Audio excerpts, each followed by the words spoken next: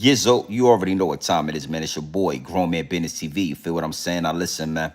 You could tap in and you could tap out. But you know my slogan. You know what I suggest? And I suggest you tap in. So let's get right into it. Now you already know time, energy, the highest forms of currency, my G's. I know they got y'all here chasing the bag, chasing that money and chasing that paper, stacking that cheese, that cheddar, and that mozzarella. But always keep it in the front of your mental Rolodex. That time, energy, the highest forms of currency, my G's, at all times is what it is, and it'll be what it's going to be. Now, big salute to all my day one investors, everybody that's highly invested in the channel, everybody that understands that we are growing this channel organically, constant elevation. Yeah, we on our way to the top, well over 50,000 subscribers. We on our way to 60K, all right? Even bigger salute to all my newcomers, all my new subscribers, everybody that's making their way to the Realest channel on YouTube. Yours truly, Grown Man Business TV, is what it is, and it'll be what it's going to be, my G's. You understand me? Now, do me a favor, man. Wipe off your feet before you step into the big house. Yeah. Hit the like button. Hit the subscribe button. Make sure your notification bells are ringing loud and clear every time you step foot in the Realest channel on YouTube. Yours truly, Grown Man Business TV, is what it is, and it'll be what it's going to be. You know how I'm giving it up, and you absolutely know how I'm putting it down, my G's. Woo. Now, listen, man. I got a lot of people in the DM. Yo, Big G and BTV, what's your perspective on the whole situation with 50 Cent and King Harris? Yeah, what's your thought process on everything that's going down with 50 Cent and King Harris? And I got to say something, man. Absolutely nasty work. New York, New York. Broom, broom, broom. New York, New York. Y'all got some explaining to do, NYC. Yeah, we got to talk about this, man. Nasty work. I never thought I'd see the day that King Harris make 50 back down. 50 don't back down. Yeah, I thought 50 don't back down. Well, it's looking like 50 Cent, Curtis Jackson is backing down. And I ain't gonna lie, man, it is what it is, and it'll be what it's gonna be. But nobody's gonna connect the dots like Grown Man Business TV. Nobody's gonna be able to see through the smoke and mirrors like yours truly, your boy Grown Man Business TV. And I don't like how it's looking in these YouTube streets. I don't like how you New Yorkers is you know, making excuses. Yeah, we're gonna talk about this. We're gonna absolutely bait the algorithm. Yeah, the higher ups and the elites want me to talk about 50 Cent. Well, we're going to talk about 50 Cent, but we're also going to expose the higher ups and the elites as well. Yeah, one thing for sure, two things for certain. You already know how we do over here, but New York, y'all got some explaining to do, all right? Nasty work. Yeah, we're going to talk about this. I don't care how you feel. No, I don't care what barrel you're from, but if you're from Queens, it's not looking good. New York, New York, broom, broom, broom. New York, New York. Yeah, we're going to talk about this. But you know what? Before I give y'all this pure dope, straight off the brick, directly into the bottles, before I do that, I got to do some customizations to the chat. Yeah, the higher ups and the elites always playing chess at the highest level. The higher ups and the elites understand that, you know, they're going to shadow ban the channel. They're going to try to muffle the message. The higher ups and the elites absolutely understand that Grown Man Business TV is a threat to the establishment. Not only am I a threat to the establishment, but the revolution will be televised right here in these YouTube streets. All right? So you got to know something. It's a method to the madness. Oh, yeah, I'm going to bait the algorithm. We're going to talk about King Harris and 50 Cent. But it get deep, it get wicked, and it's always deep in a rap. So don't ever get it confused of where you at or what you dealing with when you come to Grown Man Business TV. So let's get into this. Big salute, man. Well over 75, almost 100 people in this chat. Y'all already know what to do when y'all come in here. Let's make sure we do it right. You know, listen, man. It get deep, it get wicked, and it's always deeper than rap. Oh, 50 Cent is on the ropes. King Harris, I never thought I'd see the day where a platypus would have 50 Cent, yeah, running for the hills. Listen, I don't know if you New Yorkers would have said it. I don't know if y'all would have be real, but King Harris is smoking 50 Cent's boots. Oh, but we going to go deeper than that. Oh, yeah. Hey, listen again. New York, New York. I'm going to speak on something y'all obviously is avoiding. You know what? Let me do some customizations to the chat. Let me handle my business. Yeah, because we're going to talk about this. I don't care how you feel. I don't care what you think about, oh, grown man business TV. Why are you doing this? Why are you trying? Yeah, man. Oh. Nah, New York City. Nah, man, we ain't holding no punches. And y'all got some explaining to do. Huh? You know what? Let me do some customizations to the chat. Breezy Santana, I see you in here. Big salute. You already know big wrenches. We ain't going nowhere. Hey, man, listen, man. I'm disappointed in New York City. New York, New York. Yeah. Yeah. You thought y'all was gonna sweep that under the rug, huh? Yeah, we gonna talk about it. You already see that right there at the bottom of the chat, right? You see that right there at the bottom of the chat, right there. Before you get in here with your Twitter fingers, using your Twitter fingers to do what the Twitter fingers like to do, all in the comment section, Twittering with the Twitter fingers and using the Twitter fingers to put the extra Twittering, all in the comment section, using the Twitter fingers. Hit the like button, hit the subscribe button, and make sure your notification bell ring loud and clear every time you step foot in the Realest channel on YouTube. Yours truly, Grown Man Business TV, is what it is, and it'll be what it's going to be. You know how I'm giving it up, and you absolutely know how I'm putting it down, my G's. Now, let's get into this, all right? Now, 50 Cent, T.I.P., King Harris, you know, they've been going back and forth. They've been doing their thing in this algorithm. They've been making, you know, the content game. Yeah, it's going up. But I wanna point something out. 50 Cent ain't looking like the old 50 Cent. Yeah, 50 Cent is posting and deleting. Not only is 50 Cent posting and deleting, but the comment section. Yeah, he cutting the comment section on. He cutting the comment section off. 50 don't know what he want to do. 50 don't know if he want to apologize or if he want to continue disrespecting women. He don't know if he want to keep the comment section on or if he want to cut the comment section off. Yeah. 50 went out there and said, put it in the comment section. Well, 50, we can't put it in the comment section when you cutting the comments off. That ain't real New York act. I don't think that's New York energy. Yeah, I don't know about no New Yorkers cutting off and cutting on and yeah, posting and deleting. Nasty work. Absolutely disgusting. But see, I don't see a lot of you New York content creators homing in on this. Okay? 50 Cent is in disarray. This is the first time in history we have seen 50 Cent sweat when it come to trolling. 50 Cent Curtis Jackson is normally very poised. He's very disciplined and very poised. He doesn't crack a smile and he doesn't break a sweat. Well, King Harris, you know, the little boy with the platypus, he got the platypus mouth. Oh, he got 50 Cent posting and deleting. He got 50 Cent scrambling, scraping, and scrambling. Yeah. Oh, 50, you got some, yeah, you know what, 50, we got to talk about this.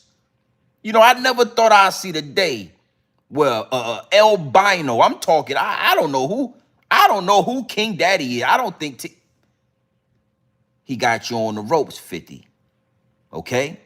And, you know, we having fun with this. We gonna get into this, but it's leading me up into the higher ups and the elites. Absolutely nasty work. The left-hand turn that 50 Cent has taken. Now, you know, 1 minute is you are the king troll. Soon as some of them down south boys get on your ass, now you got all these weird posts about don't be in control of where your energy is going. That makes you a master. Come on, we a 50. We ain't asking you to kick no knowledge, homie. Hey, look, 50 Cent, what you trying to kick knowledge? I'm trying to kick the issue you need to heard, though. That ether. This shit to make your soul burn slow. Yeah. King Harris got 50 Cent in the caption trying to kick knowledge. Oh, when you can control where your energy is going, your attention, that makes you a master, your master of sorcery. We don't want to hear that shit, Fifth. We wanted you to get in the booth. We wanted to hear Backdown. We wanted to see if you still got it. But I told y'all 50 ain't got it. He's too far removed from the culture. Too far removed from the culture to be able to get in the booth, to be able to spit that talk, to be able to stand on that business. So 50 think that it's cool to get in those comment sections to start creating these memes. And now all of a sudden, when you got them Southern boys on your ass, now all of a sudden you trying to kick knowledge. What you trying to kick knowledge? Nasty work. But see, it gets so much deeper than this. I'm just having fun. I'm just scratching the surface right here and right now. Now, one thing for sure, two things for certain. I want y'all to know something. Everybody that's new to the channel, understand I kept the receipts, mind you. Oh, I didn't go nowhere without the receipts. Oh, nasty work. Nasty work, Curtis Jackson. I got a message for you, my G. But right now, we gonna stay right here in comedy. Yeah, Comedy Central. Yeah. You remember Comic View? Huh? Def Comedy Jam? Yeah, we gonna keep it right here in Comedy Central. Nigga all in the comment section trying to kick knowledge and all that. Nigga, keep that. No, you was never the smart. We never looked at you as a smart rapper, 50 Cent. We always looked at you as a victim, respectfully. You know, you made being a victim look cool. You know what I mean? Respectfully. You pump 9 bullets in your ass and all of a sudden you a superstar. See, I'm going to say what all you rappers and all you New Yorkers is scared to say. 50 is a victim. 50 got famous from getting, 9 bullet holes in his ass. Yeah, somebody lit his ass up in front of his grandmama house. And y'all rocked with it. Y'all jacked it and y'all put him out there. And y'all, we never respected the person who got shot out there in VA. We always respected the shooter. Salute to Jay-Z for that. Where I'm from, motherfuckers shoot your ass 9 times, man. You need to go get a job. You need to go be a lawyer. Yeah, you need to go to college so you can spit knowledge. You couldn't get on the microphone rapping about Backdown and it's easy to see when you look at me. Yeah, your ass got plugged 9 times. Take your ass to school, Mr. Curtis. Somebody get Curtis' ass off the block. Yeah, them boys shot him down in front of his grandmama house and kicked him in his ass and sent him to the hospital, shot his goddamn wisdom tooth out. Somebody get Curtis Jackson, take your ass to school, Curtis. That's what would have happened in Virginia. Yeah, only in New York City. Only in New York City. Where you could get shot 9 times and then become super gangster. Super thugged out. Yeah, you was boo-boo. Yeah. You was boo-boo the goddamn fool. Huh? You was boo-boo the fool for fucking around with Supreme McGriff and them boys out there. Yeah, Murder Inc. Huh? The Supreme Team. It's easy to see when you look at me. But you know what? That's not even the main source right here. That's not even really the main topic.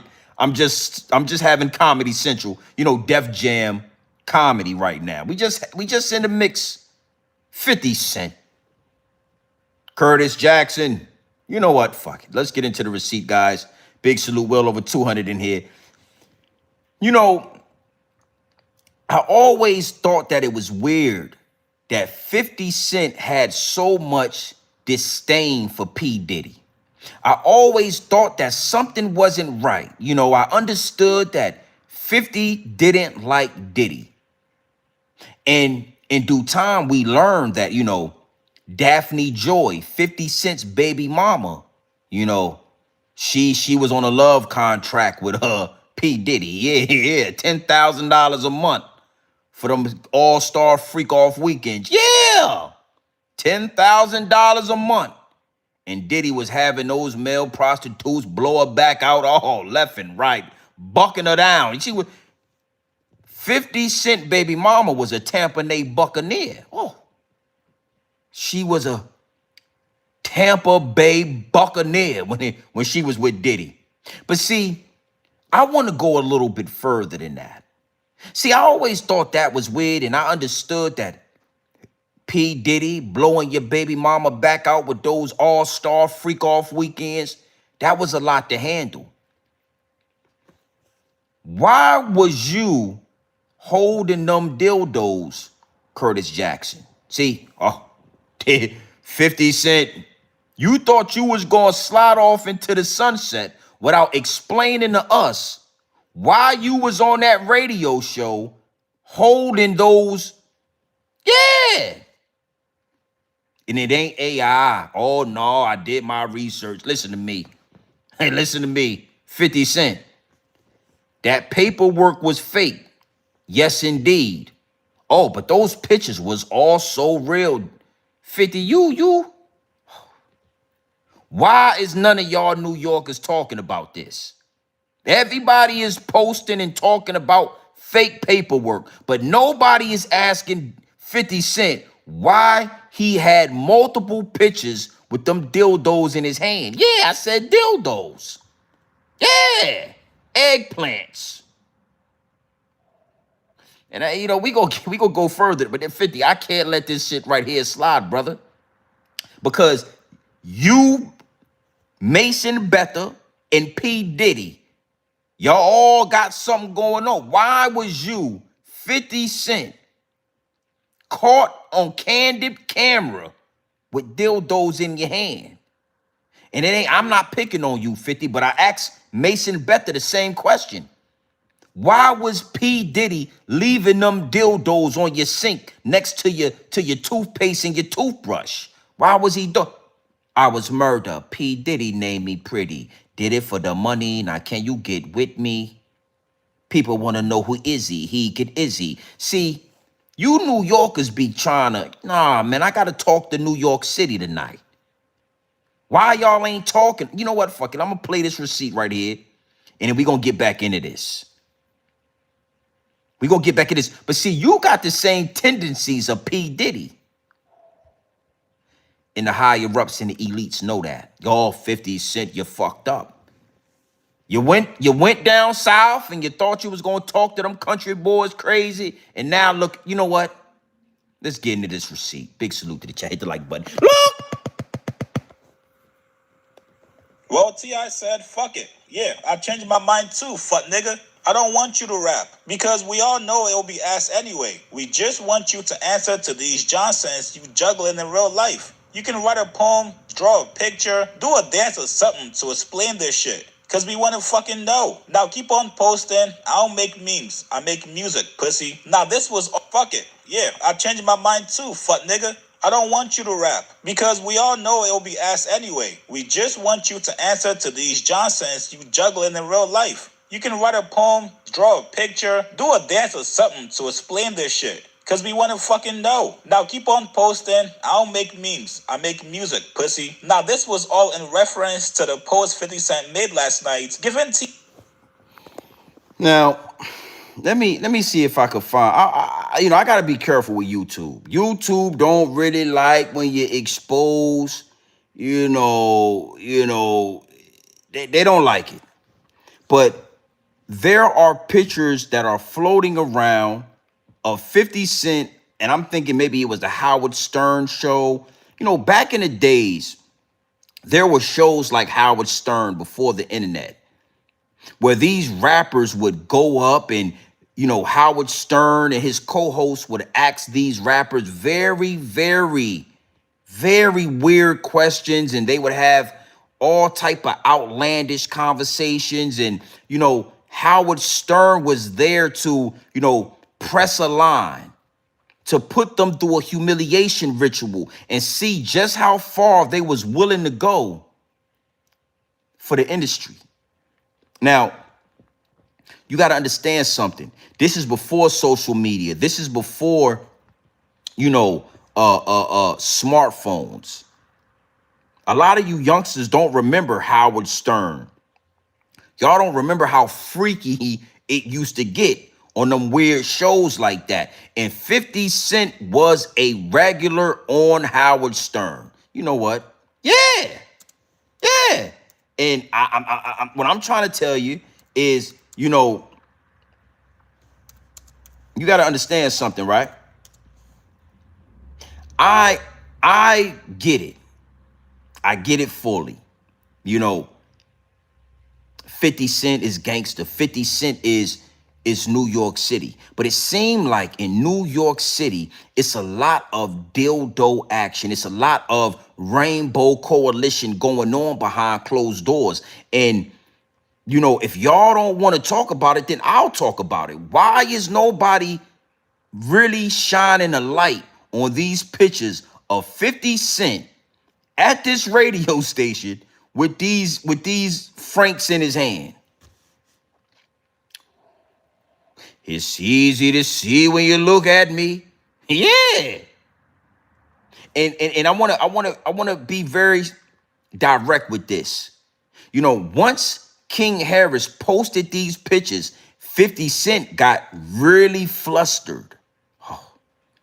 Oh yeah, he got flustered. He started to sweat. He started to delete photos. He started to cut the comment section on and off. He came back, said, "No, I'm going harder. I'm gonna do some more trolling." Then he deleted that post and said, "No, I'm good." And then he posted a picture and said, "Oh, this is the stupid Igga award." So all of a sudden, when we get these photos of you doing your P. Diddy behind, yeah. Now all of a sudden you trying to kick knowledge. Now all of a sudden you too good to troll. Oh yeah. Oh yeah. Absolutely disgusting. And see, again, I'm having fun with this, but I'm gonna go somewhere. You already know it get deep, it get wicked, and it's always deeper than rap. And I told y'all maybe a month ago, doing a video about 50 Cent and P. Diddy, how 50 Cent is trying to destroy P. Diddy. I told you that 50 is working for them people. 50 has been put in position to knock off certain moguls. They know a little rapper ain't gonna be able to do it. They know, it ain't none of these little rappers or these little bloggers is really gonna be able to move Jay-Z, be able to move P. Diddy, but 50 Cent. And we're going to get deeper into that. We're going to get deeper into a serious conversation about dudes like 50 Cent. But right now, I want to stay in Comedy Central. You know, let's look at this receipt right here. Now, 50, you're going to have to explain this. And this ain't AI. I did my research. Look, look, look.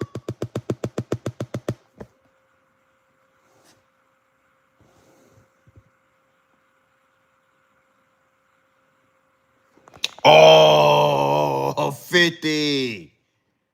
What you doing with that in your hand close? Come on, 50. It's always the most hooligan, thugged out niggas from New York. Yeah. Yeah. Y'all ain't see that? Hey, Harlem, salute to the homie Harlem. That's my dog, Harlem. You ain't see that, Harlem? Hey, China. Put it in the comment section. You ain't see that?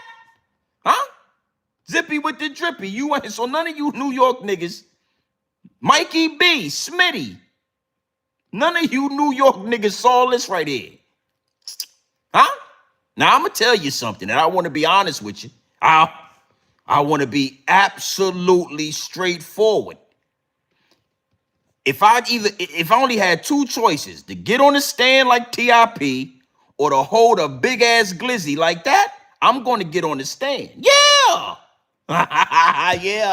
Yeah, I'm sorry. I listen respectfully. I don't want to disrespect nobody. But if the Most High come down right now, the Most High, and he say, "Grown Man Business TV, you only have two choices, my guy. You can get on the stand like Clifford Harris TIP, or you can hold a big ass Nathan's glizzy like Curtis." I'm gonna get on the stand.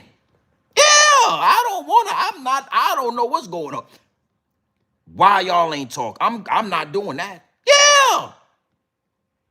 That motherfucker like a, hey, 50 Cent, Curtis. Oh, now you don't want to keep your comment section on. We get these photographs holding that big ass glizzy in your hand like that. Now all of a sudden you trying to kick knowledge and all that. Yeah. Now all of a sudden your attention look like your attention is on that. Look like your attention is right where it need to be at. Huh? New York, New York, broom, broom, broom. New York, New York, broom, broom, broom. Yeah, you know what the fuck is going on. Why, brother? I'm gonna do it. I gotta be careful with YouTube. You know what, fuck? I gotta be a little bit careful with YouTube. I gotta watch out. They don't motherfuckers. Why is your hand? Look at this. Look at this. Look. Why is your goddamn hand cross that glizzy like that, brother?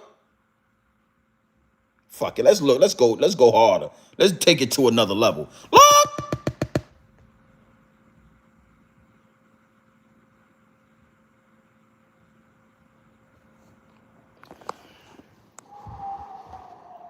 And I did my research. That ain't Photoshop, man. Yeah. So you know, if you guys notice, and again, I'm gonna say it because I ain't seen none of my New Yorkers talk about this. If you notice, Curtis Jackson ain't came out and said nothing about no AI. He ain't say it was AI. He ain't say it was this, it was that. And I want to be honest with you. You know, I got to be careful. In New York, you know, I'm gonna tell you something.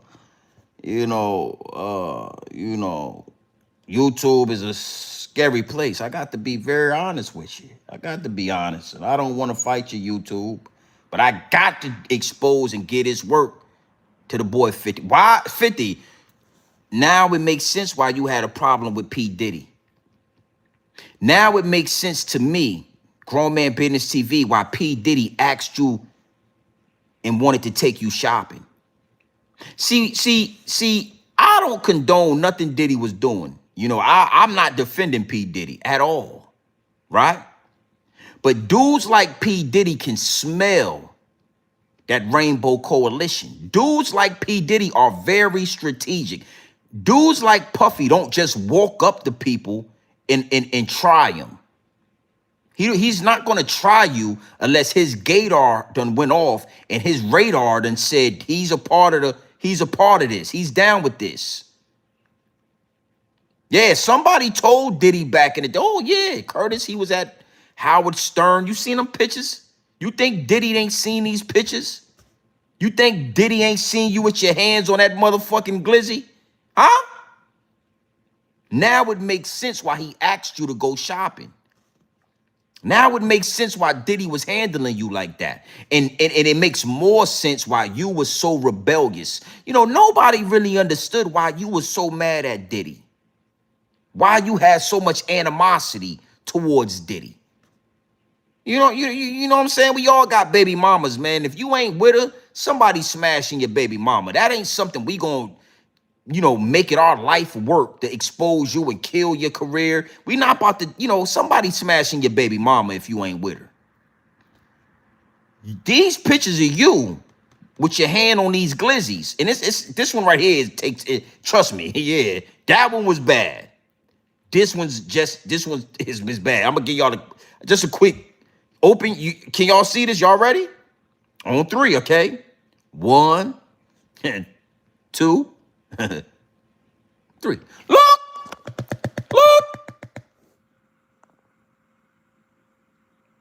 That's all I can give you. I can't give you no more. It is what it is. You see that?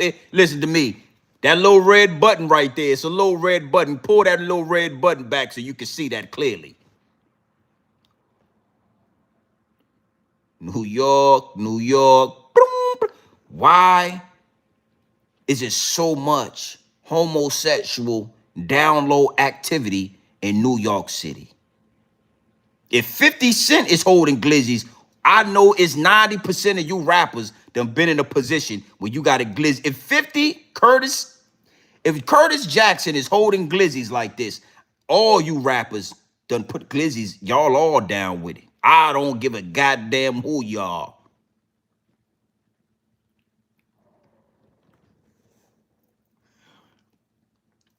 Howard Stern, Joe Rogan back in the day. They were abstract. They were out of the box. They were, they constructive criticism. They were critical thinkers. And they would get these, especially Howard Stern. Howard Stern had a midget. He had a black woman. He had somebody behind the desk, and they used to get these rappers and put them right in the pot. Cook them up nice and neat. Cook them up nice and neat for the higher ups and the elites. And guess what? Curtis Jackson was no different. I mean, listen, I don't wish this on my worst enemy. What we see Curtis doing right here. I don't wish it on my worst enemy. If I had to pick between TIP and 50 Cent, I'm going to go with TIP. Yeah, put me on the stand. I'm going to tell you, yes, sir, Your Honor. I had to tell his daughter what happened, and I had to explain. Yeah, I feel like all those bullets was for me, Your Honor. That's what I'm going to do. Before I ever put my motherfucking hand across a big-ass glizzy like that, never going to happen. Never going to happen.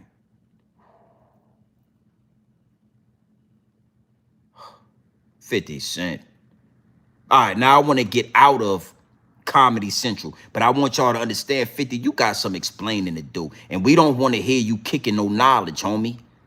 We don't need no we ain't asking you for goddamn financial advice right now. Yeah, we all know you got money, but we ain't asking for financial advice right now. Before we get deep into this, because we're gonna get deep. It's about to get deep. Yeah, respectfully, and I gotta say pause, because you got these big ass glizzies in you. I normally don't say pause, but for the sake of these big ass glizzies you got in your hand, I'm gonna say pause. Yeah, I'm gonna just say pause respectfully. I'm a grown man, but for the sake of what I'm looking at right now, I got to pause you. Yeah. But it's gonna get deep, 50. We gonna get deeper than this. Hold on. Before we go any further, let me just pull this up, you know what I mean? Because you need to understand something, right? These photos, we just getting our hands on them. But you think Diddy ain't seen these photos, homie? Huh? Not only did Diddy see these photos, all right? You think Tyler Perry ain't seen these photos, 50? You think it's a coincidence? You know what? Hold on. Look.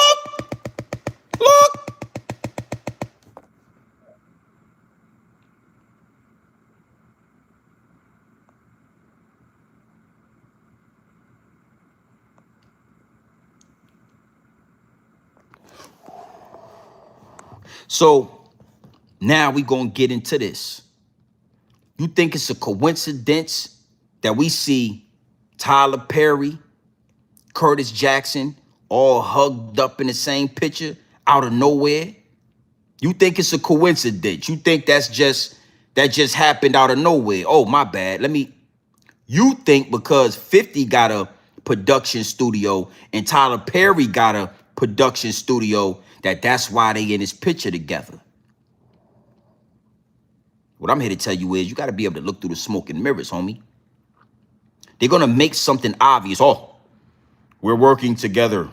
If you don't work with us, you ain't going to work. That's what the caption said. If you won't get down with us, you ain't going to be able to get no money in this industry. So now all of a sudden, 50 Cent is cool with Madea. Yeah. All of a sudden, right? 50 Cent is down with Madea. A man that made his living, made his fortune, putting on a dress and panties and lipstick and stockings and high-heel shoes. You think it's a coincidence out of nowhere 50 Cent is hugged up with Tyler Perry? Yeah. Oh, yeah. You think Tyler Perry ain't seen the same pictures we just saw? You think Tyler Perry didn't see 50 with a hand gripping that glizzy and he didn't tell his assistant, get Curtis Jackson on the phone? Oh, get Curtis Jackson on the phone. the casting couch. You think 50 Cent is above getting put on that casting couch? You think 50 Cent is above the rituals that it take to go to the next level in this industry? Hell no. Hell no. 50 is a mere crumb on the table when it comes to the higher ups and the elites. P. Diddy, Jay-Z, crumbs on the table. We the only ones that look at them as moguls. Our culture, black culture, the urban community, we are the only ones that look at 50 Cent, Jay-Z, P. Diddy as moguls. Those Saudis, them Jewish people, the ones that's at the top, them dudes is mere crumbs on the table.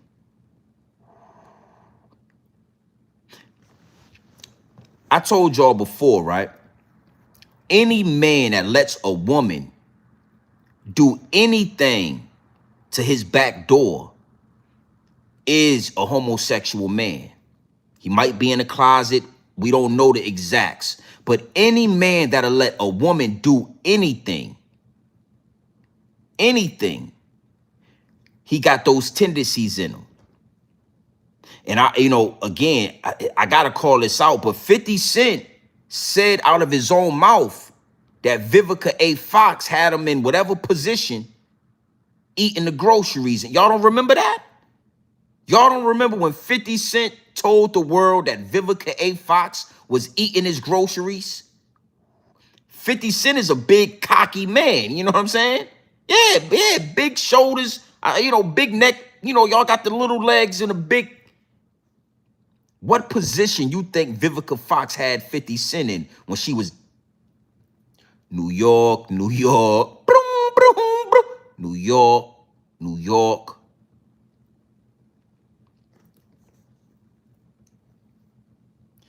What I'm saying to you is, and what I'm trying to give you some context on, is the dudes that do the most talking, the dudes that do the most flashy shit, the dudes that do the most aggressive, hooligan, bully activity behind closed doors, they softer than Dollar Tree cotton. Behind closed doors, they get put on the casting couch with Tyler Perry. And the only thing I don't like about it is the fact that y'all try to make excuses for it, especially you New York niggas. You know what I'm saying? Some corny shit pop out, y'all try to play games around it, and y'all try to act like y'all ain't see that. That's why I come into the pitch at. That's why I come into the fold at. The balance. The balance, homie. 50 Cent, yo, you got some explaining to do. And we don't want to hear you kicking knowledge. And we don't want to hear none of that bully talk. Because you ain't bullying Tyler Perry. Huh? You ain't got that same energy for Tyler Perry. You hugged up with homie. Pimpin' Curly and Medea. Two niggas with a wig on. Pimpin' Curly and Medea.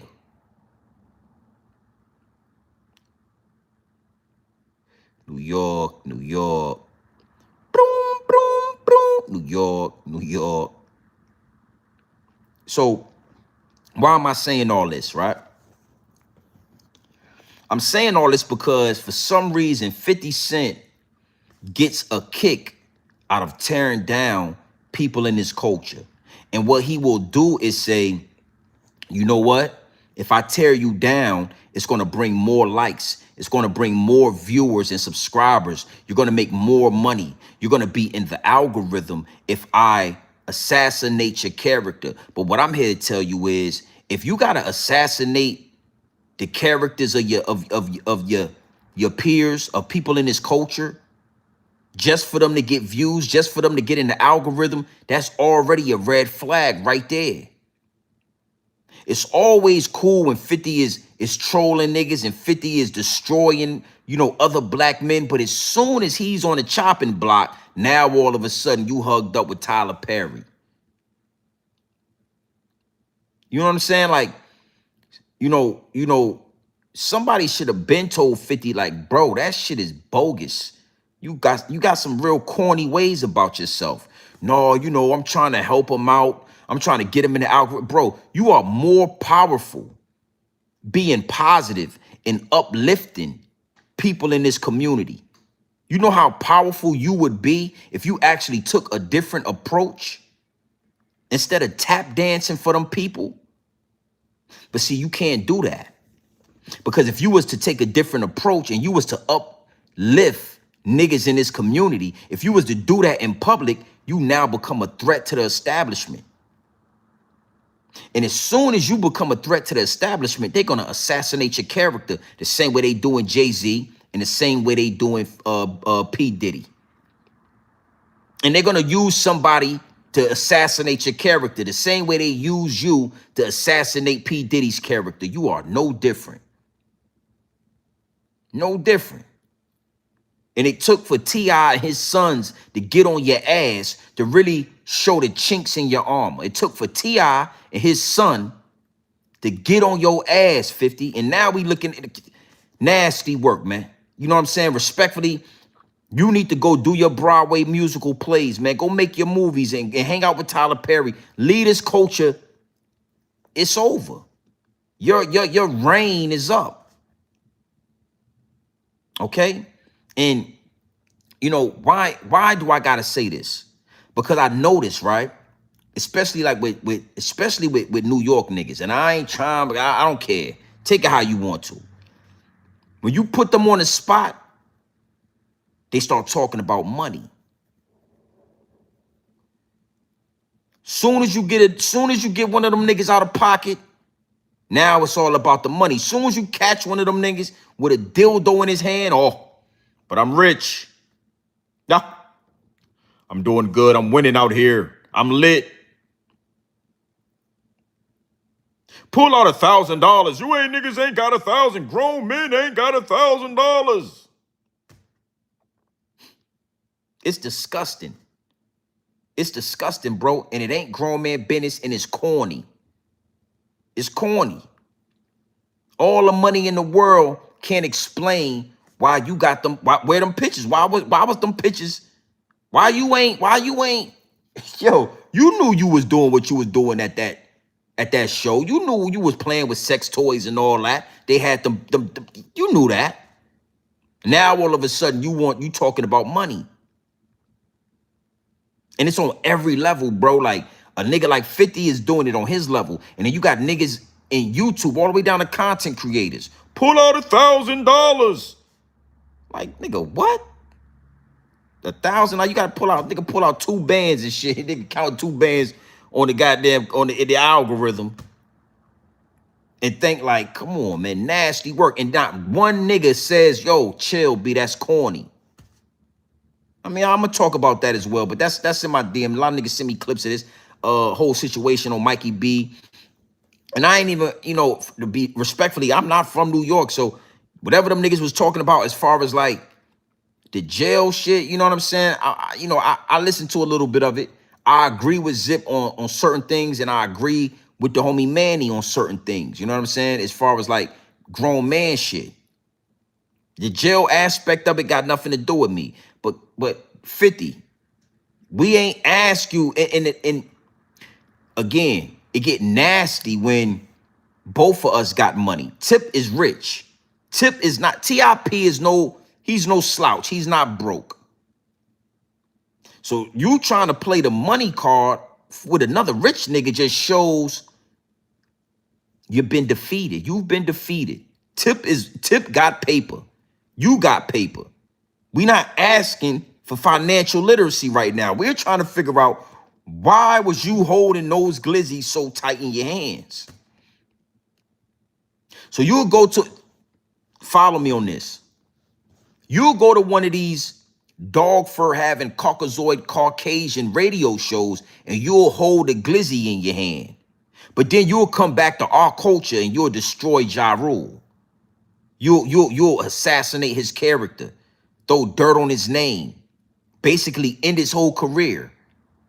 But then you go around them white people and it's all good. And I don't know if I'm gonna be able to play this, right? But I got an example of exactly what I'm talking about. And I might not even be able to play this because I don't want to, matter of fact, I might just play it just because, but I don't want the music. I wish I could play this without the music. Hold on. Right? But you again, what TIP said was absolutely factual. You get around them motherfucking crackers, you get around you get around that dog fur, and you a good old boy. They petting you on your big ass head. Yeah, it's 50. That's 50 shit. That's Curtis. You didn't know Curtis got shot 5 times, 9 times in the goddamn head. Yeah. And then you come over here and you trying to tear down every nigga you see. You get a kick. You get some type of satisfaction out of causing chaos in the community, in the culture. And nobody want. Listen, I don't care, bro, because if the nigga was from Virginia, I would be on his neck, bro. I don't care, but I think it's nasty work that New Yorkers try to like, bro, 50 Cent is the reason New York fell off. The division that 50 Cent brought into New York hip hop is the reason why a lot of music didn't happen. The reason why a lot of business wasn't done, because niggas didn't want to rub 50 Cent the wrong way. Or you cool with niggas didn't want to get on 50 bad side for years. And then he went out there on the West Coast and was doing songs with Spider Loke and The Game. You know what kind of, what he could have did for when G Unit was G Unit, you know what 50 could have did for New York, for hip hop? He could have spearheaded a whole movement, but he went out there with Eminem. Now, in this receipt right here, right? Because I ain't just up here talking. Eminem is on Rap City, The Basement. Eminem starts rapping in Rap City, The Basement, and Eminem says, tell Johanna Jolie I got petroleum jelly all over me belly. Eminem says he's rubbing petroleum jelly all over me belly. Eminem also says, I ran out of lipstick. Animalistic. 666666. And you got 50 Cent right there. Yeah. Chit-choo. Or he just bootlicking for the white boy. He just egging the white boy on. And Eminem saying all kind of rainbow homosexual bars in the Rap City, and 50 Cent right there. Yeah. But let Ja Rule would have said these same lines right here, and you would have been on the you destroy his career. You on it. You trying to kill any and everything. Ja Rule, 50, Jada Kiss. I'm gonna give y'all. I just want y'all to listen to this. Listen to this shit right here. Look. Litigation with 100 to 200 denaturalization cases per month in the next fiscal year. The Times reports. Hold on real quick. I want y'all to listen to that again. I want y'all to listen to this again. Listen to this nigga, man. I'm not playing. I'm dead sure. Listen to Eminem. Listen to him.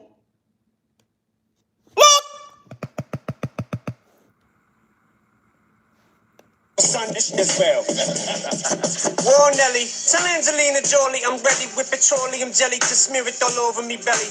This as well. War Nelly, tell Angelina Jolie I'm ready with petroleum jelly to smear it all over me belly. This as well.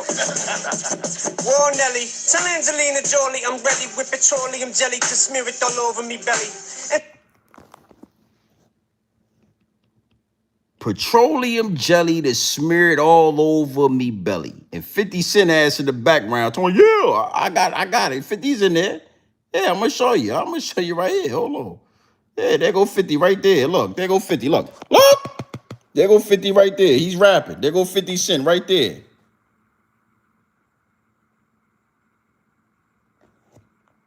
Now, if you go look up this receipt right here, right? 50 didn't look crazy. He didn't like He didn't do that. He didn't tell Eminem like, yo, chill. He just was, whoa, Nelly, Tangelina Jolie, I'm Bradley with petroleum jelly. I smeared all over me belly. Like, what, nigga? You smearing petroleum jelly on your belly, nigga? What? Fuck is wrong with you? Get your dog fur having up out of here, man. That ain't hip hop, man.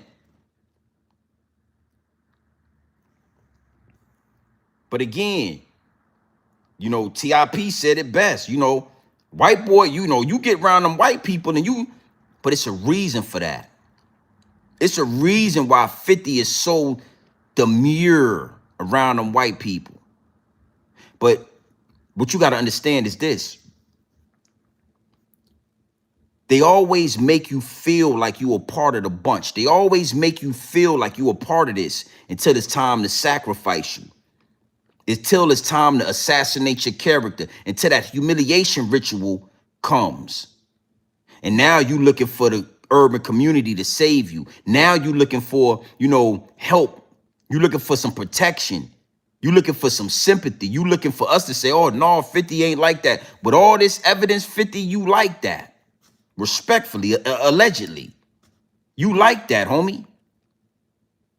You like that. We got pictures of you listening to Eminem say he put petroleum jelly all over me belly. We got pictures of you holding glizzies. Yeah, you got all different shades and size glizzies. What you know what I'm saying?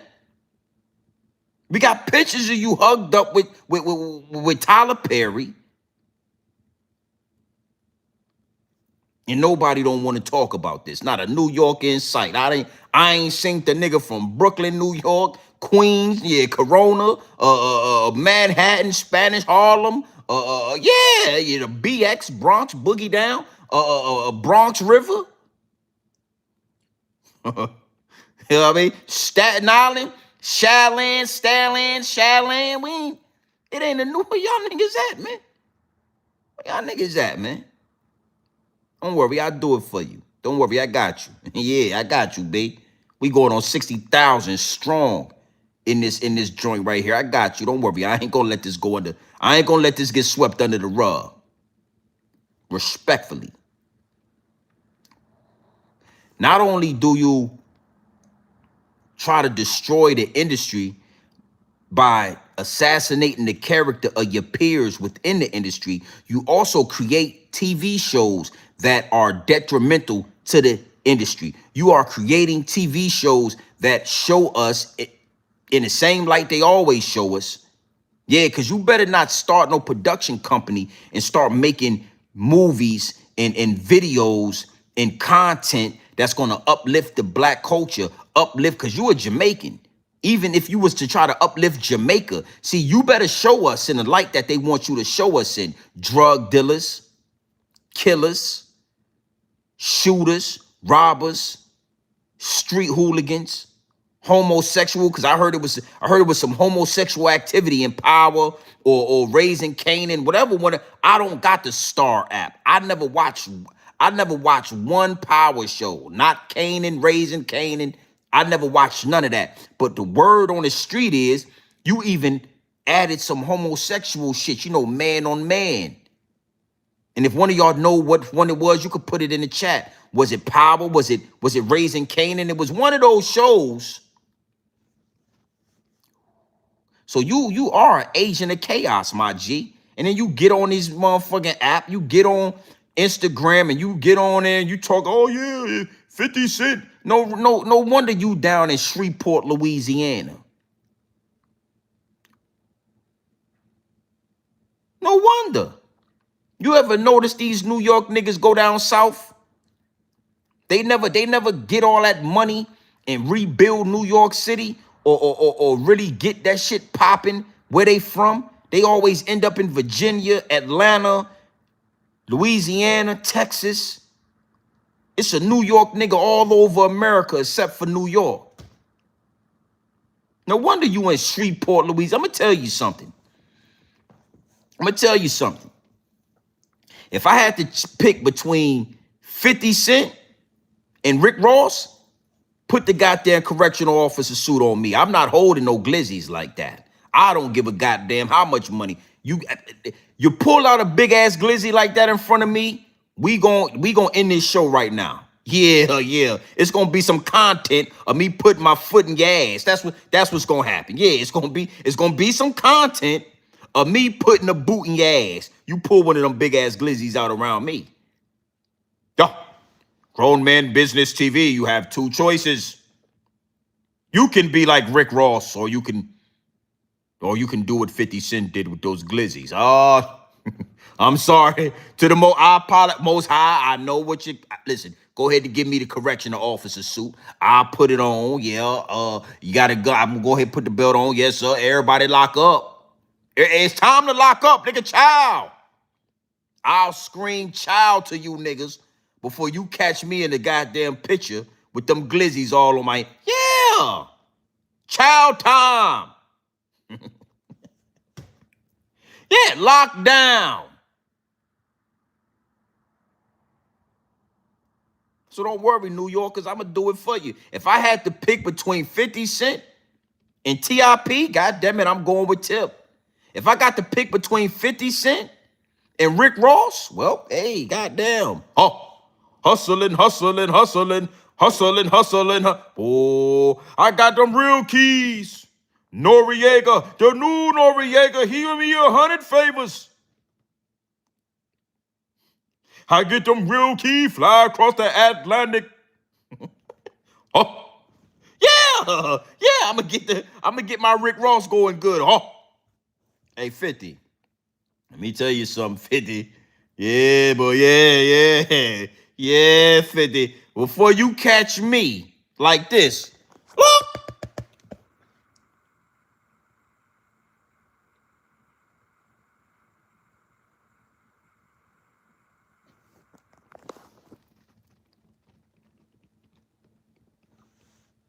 The real Philly Keys, the real Noriega, he owe me 100 favors.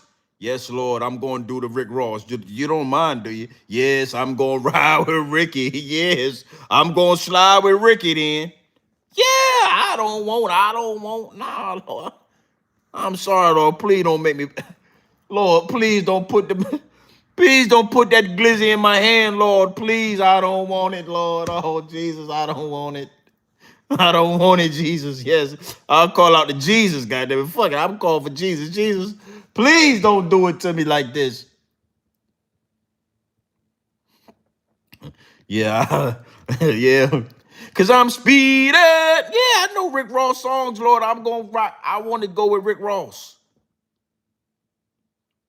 There, look at your man, look, look, look.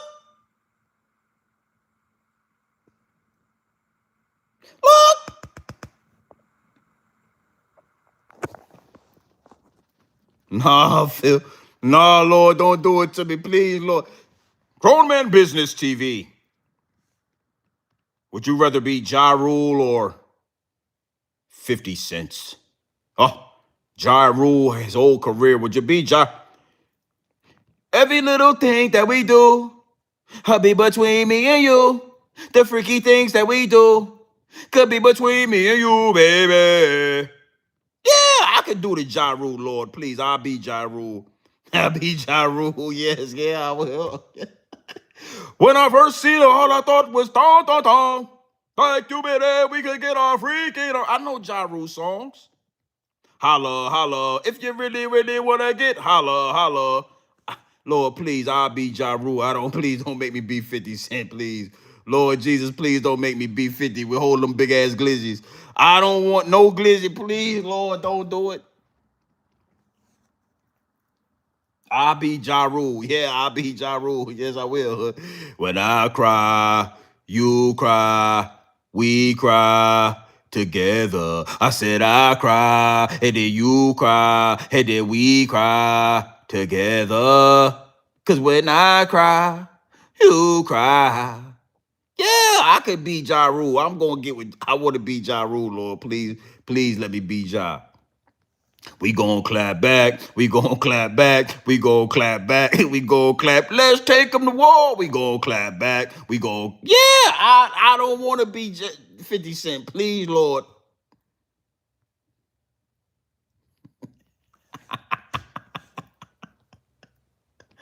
All right, let's get serious again. I gotta get back serious.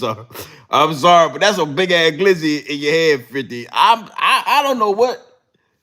Hey man, this shit nasty work, man. Y'all got the somebody please get with 50. Y'all be on Instagram and all that. Somebody got to get in it. Somebody please ask 50 why. Why was he doing this, man? Why was he allowing these people to do him like this, man? That's a big ass motherfucking glizzy, man. Pause. I'm trying to be respectful. I mean, I'm flipping goddamn table. You pull out a glizzy. Listen, if you pull out a goddamn package glizzy like that, I'm gonna flip the goddamn table over. Yeah, I'm gonna flip it. I'm gonna flip the table over. They gonna have content. I'm gonna go ahead and pay a retainer. Yeah, I got a lawyer. I got a lawyer. I'm gonna put a foot in your ass behind that. I'll pay you.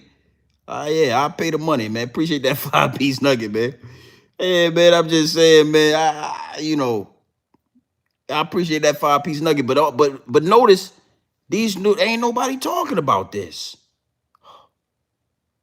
Oh, you and Diddy would have made a great duo. A fifth. All right, let's get back serious. Let's get back serious, right? Now, now, what you got to understand is the higher ups and the elites, they play chess at the highest level. At the highest level. And this is a cookie cutter situation that happens over and over again. It's becoming pretty redundant. It's to the point where it's easy to see. It's not like hard to detect. 50 has been working. He has been, humiliating people. He has been destroying careers. He has been stepping on the culture. He has been causing division, chaos within the culture, especially in New York City. I mean, man, the conglomerate y'all was on the way to be before Curtis Jackson was put out there. Y'all was about to become a conglomerate before Curtis Jackson was put with Eminem and that white boy and Jimmy Iovine and them boys went ahead and, right? But just like any other celebrity, the downfall comes. The destruction, the humiliation ritual that is being set up for you, it comes. And I think that, I believe that 50, he's an anomaly. 50 Cent is a one of one when it comes to the higher ups and the elites. And when it comes to a crash out, when it comes to a train wreck. And, what do you mean by that, GMB TV? Where are you going with this? Well, 50 Cent has garnered so many enemies. He has rubbed so many people the wrong way. He has really made a stamp in the game. If he, his image, perception is key. And, the narrative that he's put out there is going to, it's going to make him a cash cow when it's time for his humiliation ritual to come. Almost like Charleston White, right? You get into the industry, you make so many enemies, you rub so many people the wrong way that the world is waiting to see you fall. The world is waiting to see you crash. The world is waiting to see your humiliation ritual. And when that time comes, if you pass away, you know how much money they're going to make? If something happens to 50, you know how crazy the algorithm will be. You know how much money they will make. And we all know they make a lot of money off of death in our culture. They make a lot of money off of destruction and off of people passing away. We've already had multiple different examples of them cashing in, if not just off of a life insurance policy on these celebrities, but even more on the discography and, you know, the firestorm that a death, somebody dying, brings, especially on the level of a 50 Cent and a Charleston White. That's why I say 50 Cent is an anomaly. You understand what I'm saying? Like, you know, if something was to happen to Diddy, they're going to make mad money because Diddy is Diddy. Something happens to Jay-Z, they're going to make mad money because he is Jay-Z. But if something happens to 50 Cent, you can quadruple that money. You can say whatever they're going to make off 50 and whatever they're going to make off Jay-Z, they're going to make that times 10 when it comes to 50 Cent because everybody is looking at 50 and saying, you know, when it's your turn, nigga, don't expect no sympathy. Yeah, when they get you in that Bill Cosby situation, or when they get you in that Michael Jackson or Prince situation, right? Nobody's gonna look at it and say, oh, everybody's gonna be looking, and that shit is gonna generate so much. Same thing with Charleston White. If something was to happen to Charleston White, if the higher-ups in the elite was to sacrifice Charleston White tonight, it would be 1 million or 2 million people tomorrow saying, I told you so. I knew that was going to happen. Don't ask for no sympathy. And it'll be a lot of other people laughing. It'll be 2 million other people laughing and joking and making fun of Charleston White the same way he did Nipsey Hussle, the same way he did, you know, Dolph and Takeoff and all the other fallen soldiers or fallen celebrities or whatever. 50 is the same way. He's the same anomaly. It's like Floyd Mayweather. You know how he generated all that cash? Not because he was just talented and Floyd Mayweather is a champion, but Floyd Mayweather had made so many enemies. He had rubbed so many people the wrong way that all of those people paid money just at the opportunity of watching him be humiliated. All of those people that Floyd Mayweather rubbed the wrong way, they all would pay double just to see the opportunity and have the opportunity to view Floyd Mayweather losing for the first time. Why you think this situation with King Harris is doing the numbers that it's doing? It's doing the numbers that it's doing is because people are saying 50 Cent lost. For the first time, 50 Cent has lost a battle. He has lost a troll. He has lost a situation with another rapper or another comedian or another influencer. But whatever it is, 50 Cent lost. And because people are saying he lost, this shit is still going. You know, we could talk about this for another week. Motherfuckers be able to stretch this out for another 2 weeks and get top tier promo and top tier views and subscribers because everybody feels like to T.I. and King Harris, 50 Cent's lost. Imagine if the humiliation ritual comes in. Imagine if they got video of 50 Cent with Tyler Perry. Imagine when the higher ups and the elites are ready to cash in on 50 Cent. It'd be bigger than Diddy. It'd be a bigger situation than Diddy and the baby oil. And I say all that to say, you know, I don't think that these celebrities are just that naive to believe that this will never happen. I believe that once you get your foot in the pot, once you get your hand in the situation, once you walk through the door, the ultimatum is almost non-negotiable.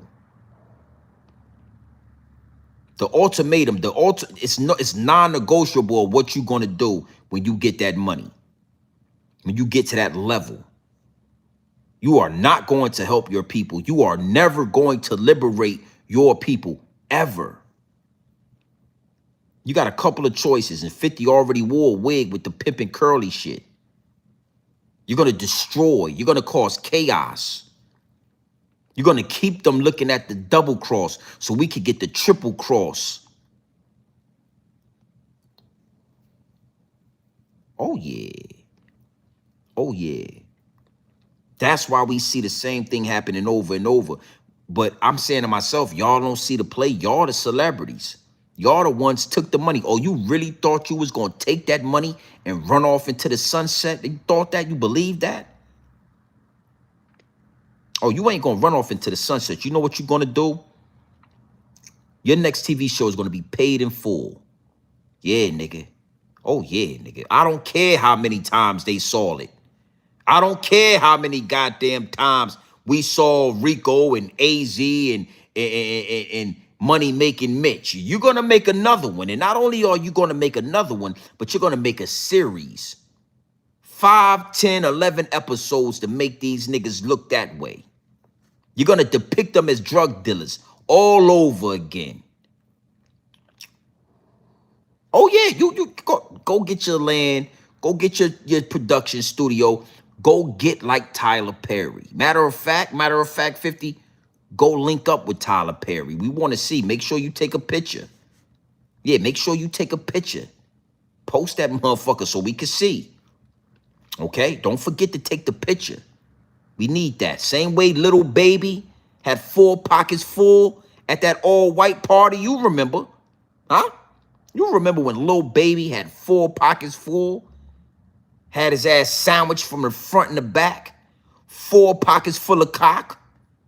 You better take a picture with Tyler Perry. And don't worry. Oh, we don't give a goddamn. Yeah, we don't give a goddamn about that. The next series will be paid in full. Oh, oh yeah, you're going to show AZ. You're going to show... you're gonna show Alpo, yeah, Money Making Mitch. And we're gonna do a lot of damage with this one right here, 50. Let me tell you something. The last time they did a movie about paid in full, them boys out there in DC shot, damn near killed Cameron. That's how provoked they was when they saw that movie. That's how dangerous it is. That's how much conviction and how much emotion comes behind that movie. Last time we let Dame Dash make that movie, them boys out there in Washington, D.C., they almost killed Cameron. Yeah, Cameron was driving around D.C. and them goddamn boy, they didn't like that movie. They didn't give a goddamn he was an actor. They tried to kill him. He does look like Alpo, yeah? Yeah, he does. He looks like Alpo, doesn't he?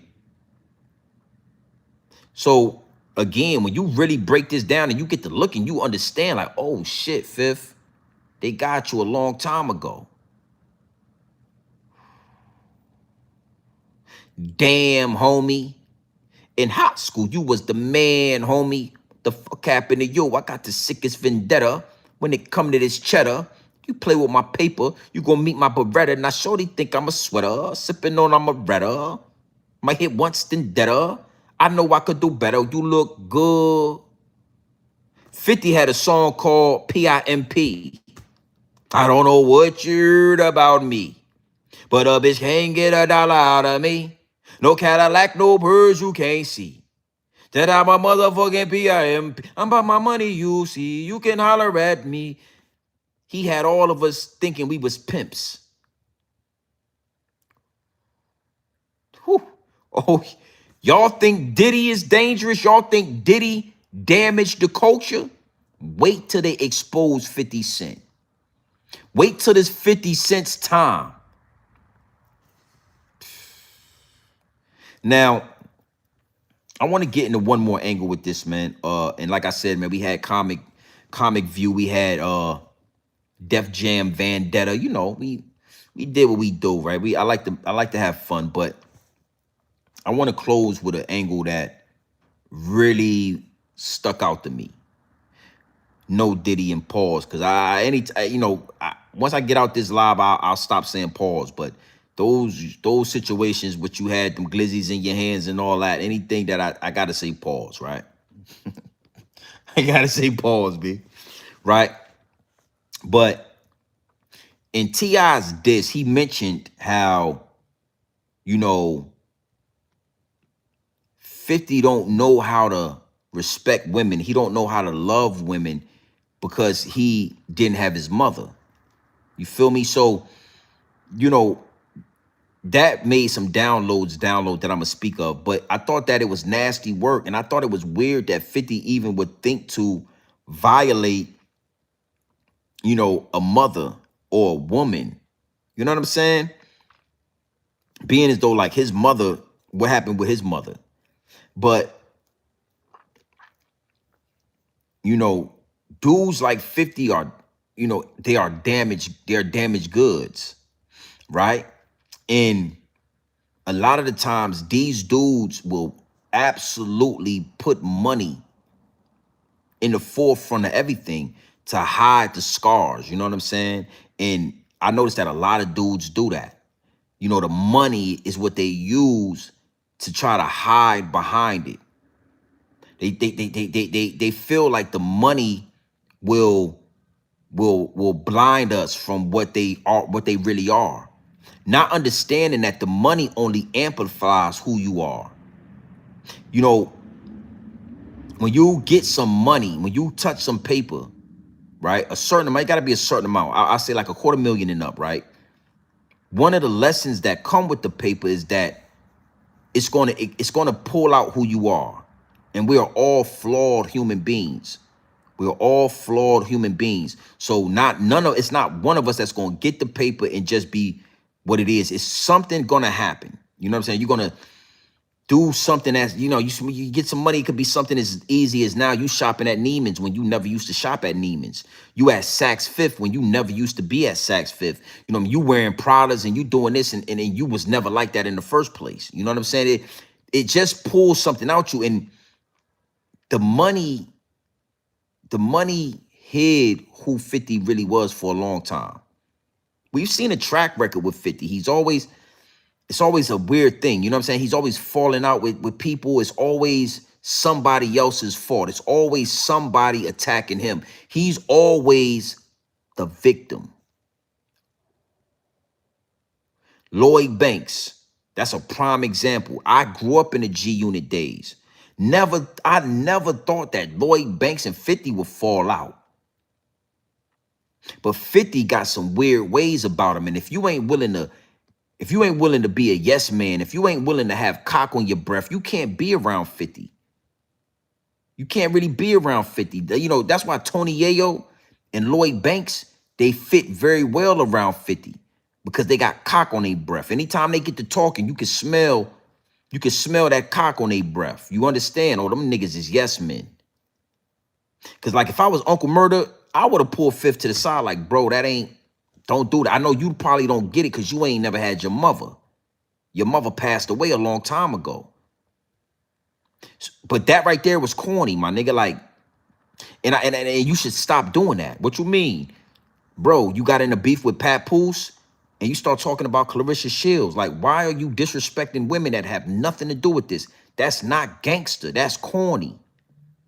You get in an argument with TIP and it don't take a 24 hours before you post a picture of his old lady and you get to disrespecting his wife.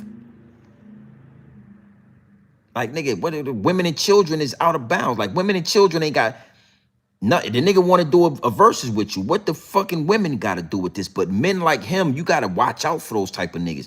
And it's hard to see them when they worth $100 million. It's hard to recognize those type of men when they got $400 million and they could just buy friendships and they could buy relationships and they can buy everything. They can buy everything. It take a real man to be able to see past the money because majority of everybody, the women, the men around, the males, that money it shines too bright. That big ass chain, them big ass rings, all those materialistic luxuries, right? They get the blinding and shining too bright. So it's hard to see Fifth. It's hard to look him in his eyes with all that shit on. It's hard to really, but see, I'm gonna tell you, I'm a rare breed. I ain't gonna say I'm the only one like this, but I am a rare breed. So it's very small nuances that make me look a certain way or make me say something. I can notice very small nuances. I'm gonna give y'all an example, and I don't want to. I'm not trying to like be funny or nothing, but I want to show y'all something, right? 50 was at a Washington Redskins game, right? And I remember this game, and I remember seeing what 50 had on, and I was like, 50's a corny dude, son. And again, it's like small nuances that most people can't really see. But it's like 50 never was a fly type of dude. 50 was never one of them niggas before money. The money what made him who he is. 50 was not a nigga who was a fly type. His name was Boo Boo. Nigga name was Boo Boo. He wasn't him. I want to show you just real quick, you know what I'm saying, what I'm talking about. Look at this. Look.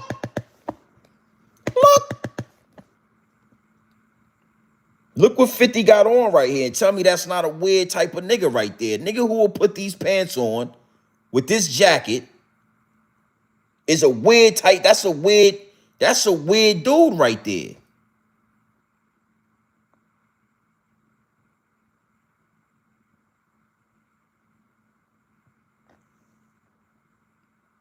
Look.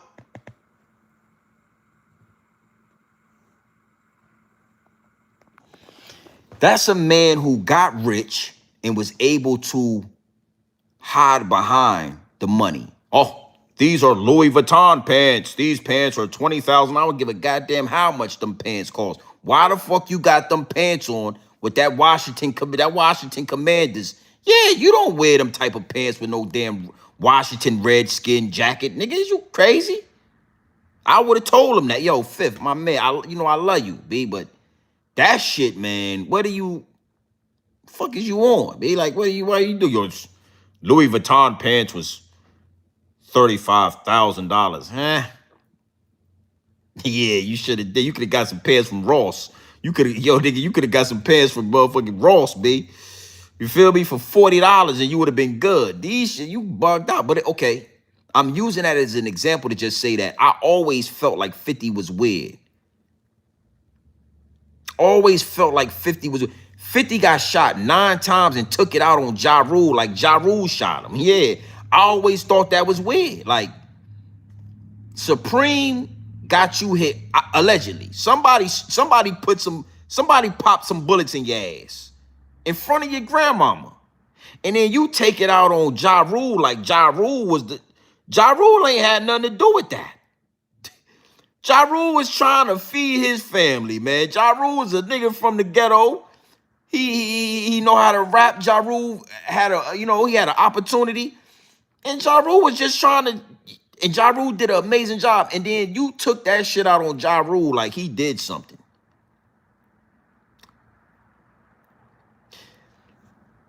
The money can't hide the scars. Any man that will constantly attack women for no reason, bro.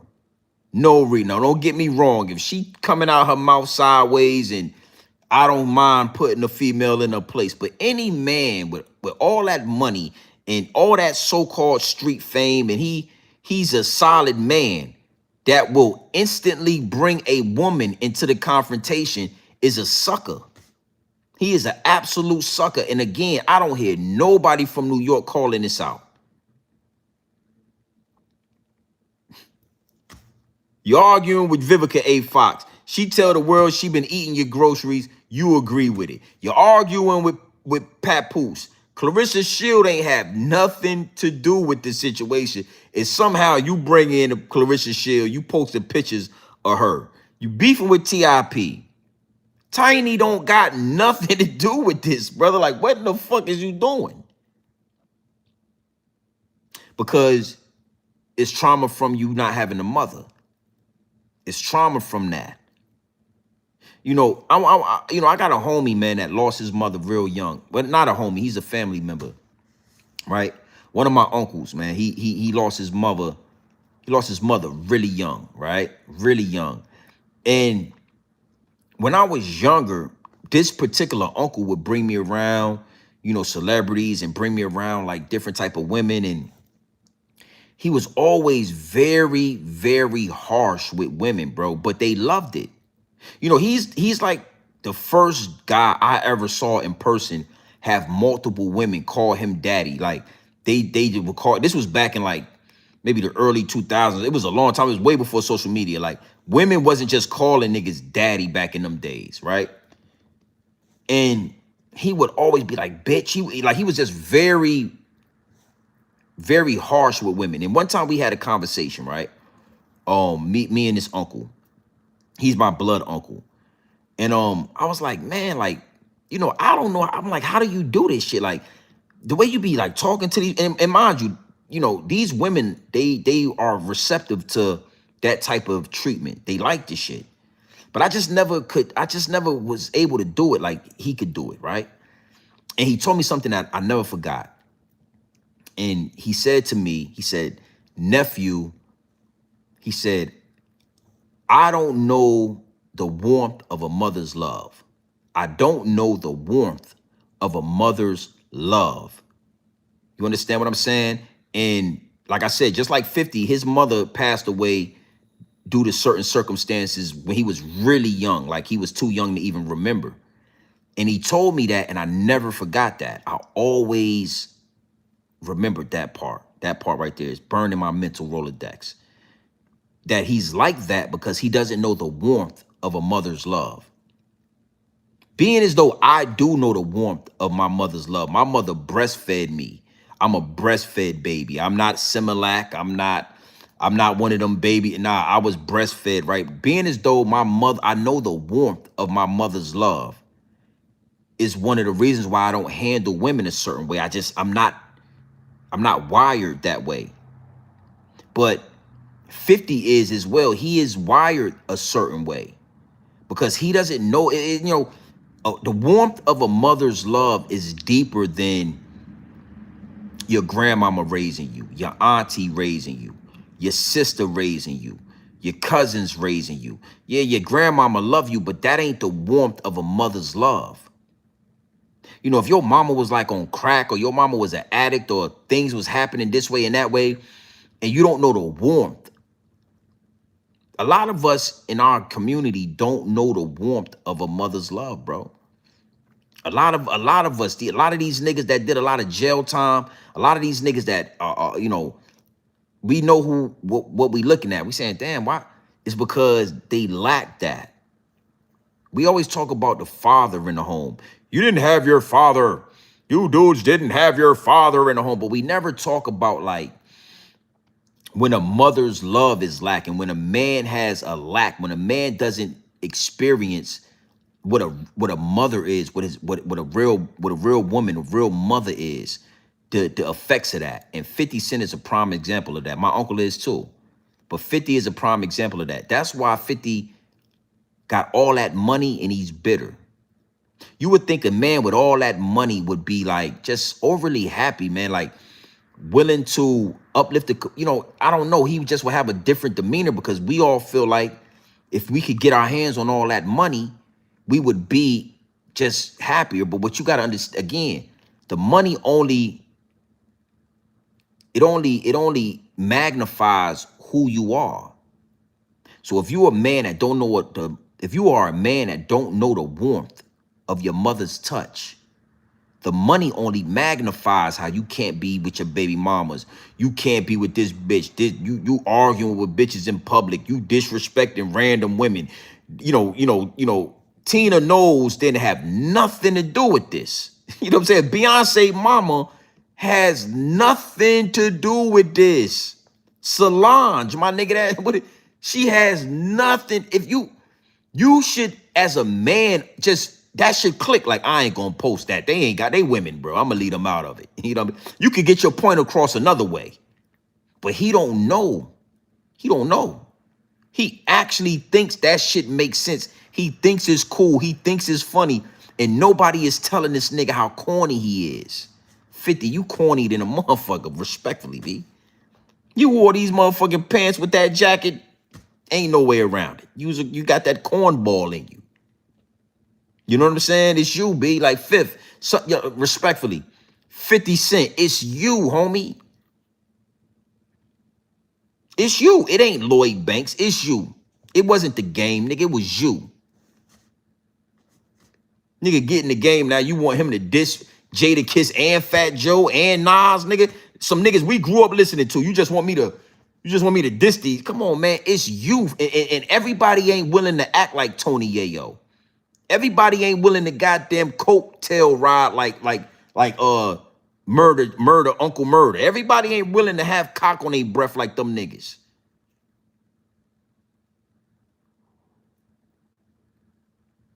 Whew.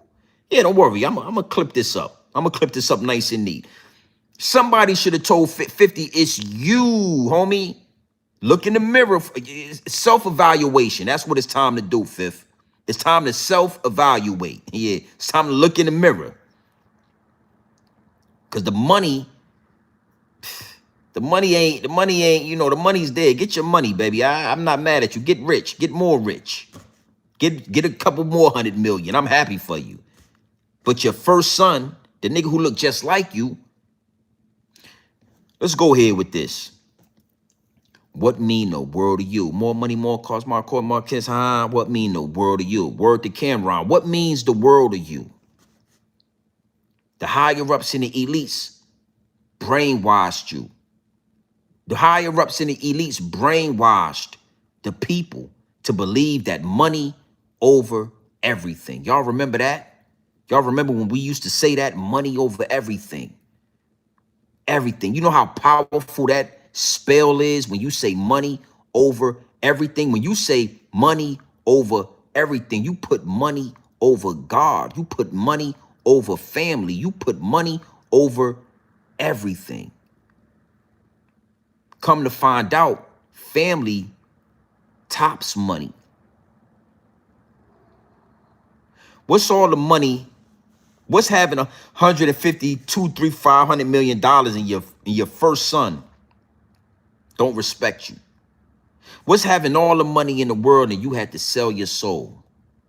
What's having all the money in the world and your mom is in the ground pushing up daisies?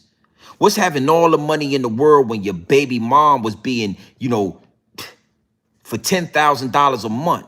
For $10,000 a month, she was pulling all-star freaking week offs. Yeah. What's having all the money in the world when your other baby mama can't stand you? What's having all the money in the world when your grandparents is passing away? The people that raised you. Now you got all this money, but your grandmama and your mama is in the grave. Your grandfather, he's about to be in the grave. They lied to us. And see, again, what if 50 with all this money, what if this nigga was really giving game to the people? What if this nigga was a real man with all that paper and he turned around and told us they lied to us, bro, because you get all this money and then you have a stroke or you have a heart attack or something happens and you got all this money. Why do you think the richest people in the world become philanthropists? You ever ask yourself why these billionaires, when they get to a certain age, they start giving the money away? Jay-Z ain't rich enough. That's why I say they crumbs on the table. You know, 50 Cent, he ain't rich enough to understand. These niggas is crumbs on. I'm talking a real billionaire motherfucker. They hit 80 years old, 70 years old. They start giving the money away. Bill Gates' old lady, Bill Gates' wife, giving billions of dollars away, just giving it away. Because you get to a certain level and you get to a certain age where you are awoken and awakened and you realize, fuck, they lied to me. They made me think I needed to get all this fucking money. And I forgot about my mother. I forgot about my son. I forgot about my baby mama. I never got married. I didn't want to get a wife because I didn't want to get married. I didn't want nobody to take my money. Now I don't have nobody around me and I'm such and such. And that's what's happening to 50. That nigga's getting older and older and older. And it's nobody there. You got all that fucking money. And you can't even sit at the round table with people that really love you. You see how TIP did that video with his mama his wife right there, that's the real flex. That's the real flex, nigga. You showing me $2,000 in your you flashing $2,000 on your couch on Facebook and on YouTube, but your brother locked up and your mom is in see, I'm trying to get y'all the game. I'm trying to help you understand something. You think the bag matters until it don't. You think the money is over everything until it isn't.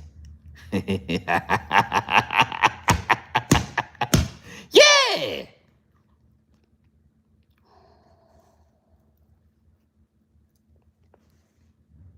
All that money, man.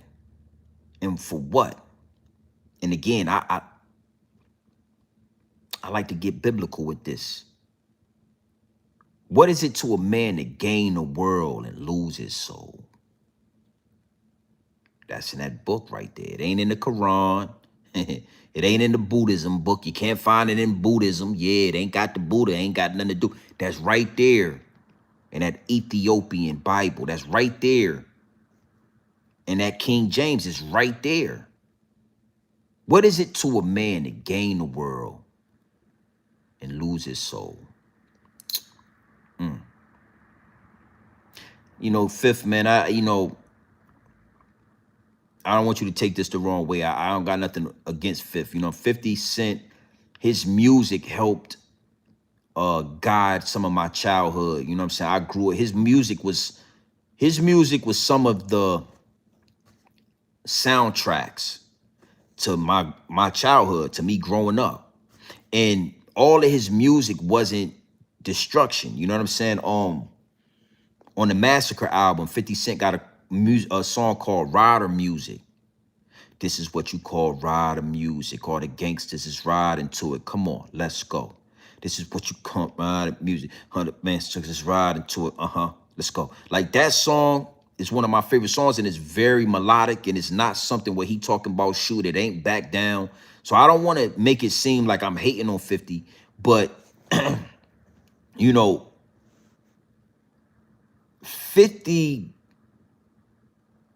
got a lot of growing up to do. You know, again, this money don't make you a man. Money don't mean that you grown. And if 50 get a chance to really do that, he could be a powerful asset to the Jamaican community, because 50's Jamaican, I think. Yeah, but you know, he's considered a black man, but I think he's Jamaican, but whatever.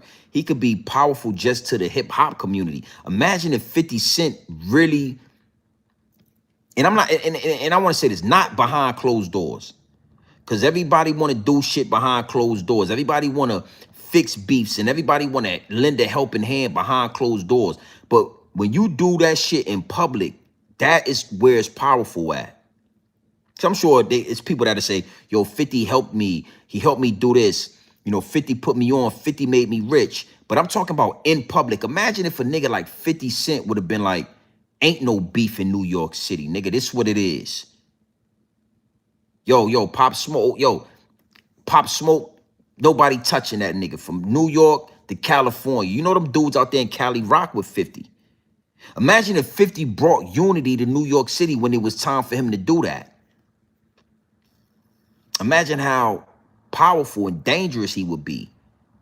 He might not be as rich as he is, though, because unifying New Yorkers and, you know, putting them in position and making sure New York hip-hop went the way it needed to go, that would have upset the higher-ups in the elite. So I'm sure he wouldn't be as rich as he is. But imagine the power he could obtain. Everybody up until this point respected 50 Cent on a certain level. Everybody. Nigga, Supreme got you shot, not Ja Rule, allegedly. The Supreme team put a hit on you, not Irv Gotti, allegedly. Imagine if 50 would have wrapped his arms around New York hip-hop the same way he wrapped his arms around Eminem. Imagine if 50 Cent would have protected New York City hip-hop the same way he protects Eminem, that white boy. So this had to be said. And again, you know, you out there holding, you got you got pictures with dildos in your hand, nigga. Get off of social media, man. Go make your Broadway musicals.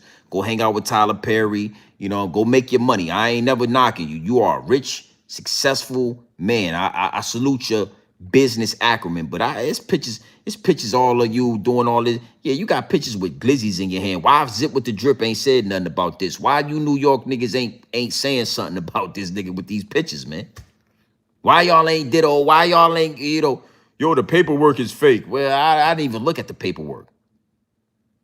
I don't care really if the paperwork's fake or not. Why is this nigga got these pictures out here with these big ass glizzies in his hand? Yeah, pause. You know what I mean? You know what I mean? Why is y'all not telling this nigga how corny it is to be posting these women like they got something to do with fuck is you doing?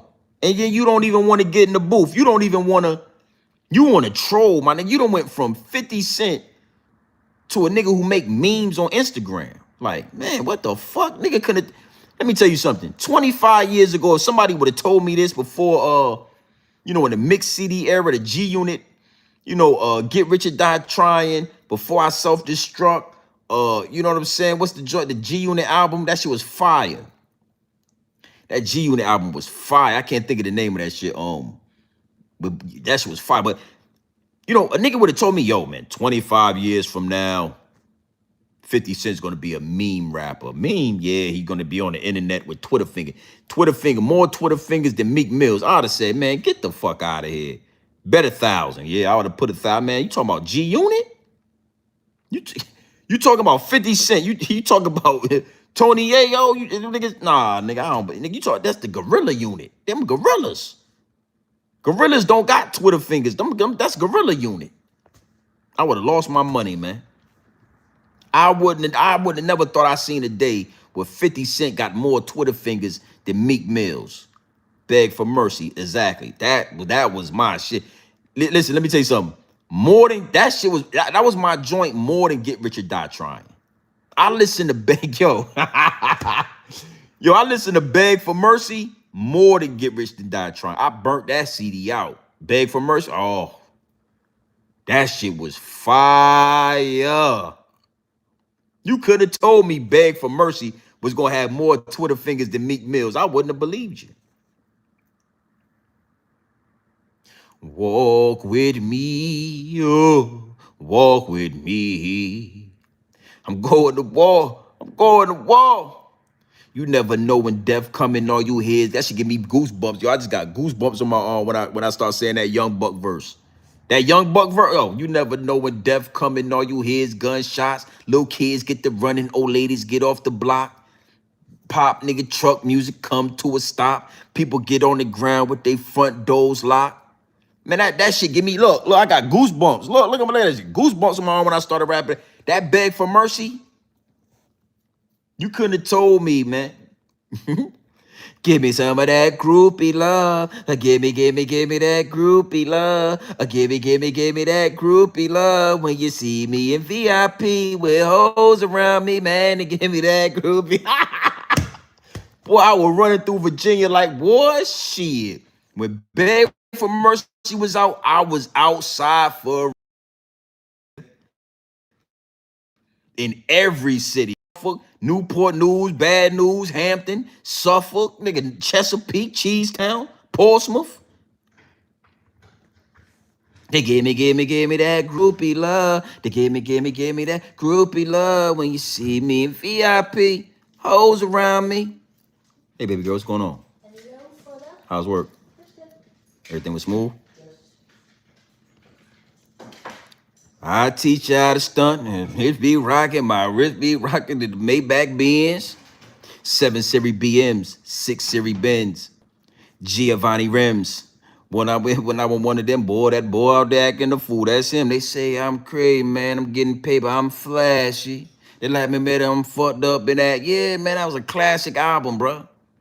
So I don't never want to take nothing from 50 on that level. But you know, where we at today, I'm disappointed. I'm disappointed in Curtis. I can't lie to you, man. I can't lie to you. The warmth of a mother's love, man. That's something that, again, I might do a whole nother live stream on that. It's a lot of men in our community that lacks that don't know how it feels to have like a real mother, like the mothers we grew up with, respectfully. You know what I'm saying? You know what I'm saying? Our mamas didn't look like Instagram models. You know what I'm saying? I remember back in the day when the majority of the teachers and the mothers, they didn't really look like Instagram models. Yeah, they wasn't popping pussy. They wasn't doing all of that. You know what I'm saying? These mothers was cooking Thanksgiving dinner, sweet potato pie, hamburger helper and all that. Your mama make a mean pot, a hamburger helper. Like most of our homies' mothers wasn't fine. We didn't look at their mamas. I didn't have too many homies where we seen their mama and was like, you know, Miss Johnson looking good. Like we wasn't looking. Now all these niggas mothers is they all got BBLs and they popping pussy, all we shit, you know. We go slide on your mama you know, the Instagram, see what them pictures looking like. That's what it is. A lot of these people don't know a mother's love. And back in those days, you know, a nigga mom might pass away before he's old enough to realize that. And that's what happened to Fifth, man. That's why I kind of feel, I don't want to say I feel bad for Fifth. Ain't no sympathy. 50 is who he is. But you know, it ain't gonna be much longer before we could see way deeper into the chinks of the armor of 50 Cent, where we'll be able to be like, damn, all that money is, you gotta get money. But money can't be over everything, man. You know, I'll give up some of my money to be able to sit next to my mama and my wife and my kids at the round table like I seen Tip doing. You know what I'm saying? Like, that's right there, mean you won. And I kind of want to close with that. We are now seeing 50 Cent won the battle. Ja Rule won the war. 50 Cent won the battle between Murder Inc. and G Unit. Ja Rule won the war. Ja Rule is about to be a grandfather. His oldest daughter is about to get married. She's having her baby in wedlock, not out of wedlock. You understand what I'm saying?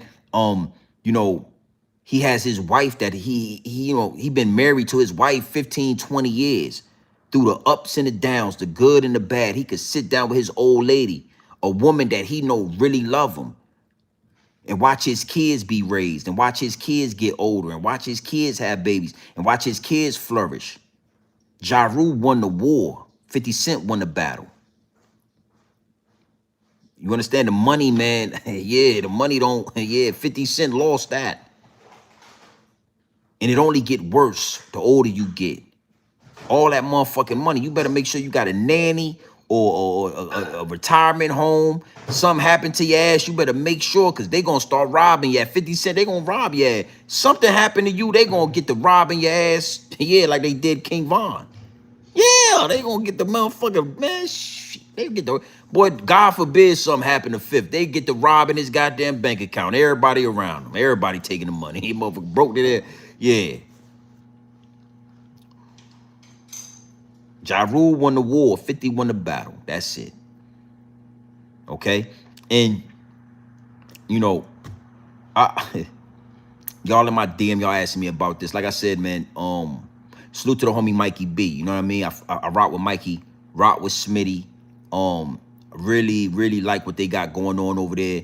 Keep grinding, keep doing what y'all do. You know what I'm saying? Make a lane. I like what I saw. You know, a lot of people send me clips when it come to Zip. I don't know why. Me and Zip don't have no beef. You know what I'm saying? I don't got no quarrel with Zip. Zip do his thing.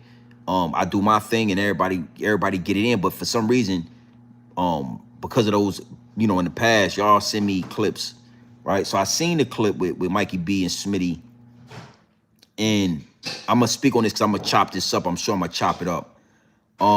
And I like how y'all got the panel. It remind me of the old 05 voter movement situation.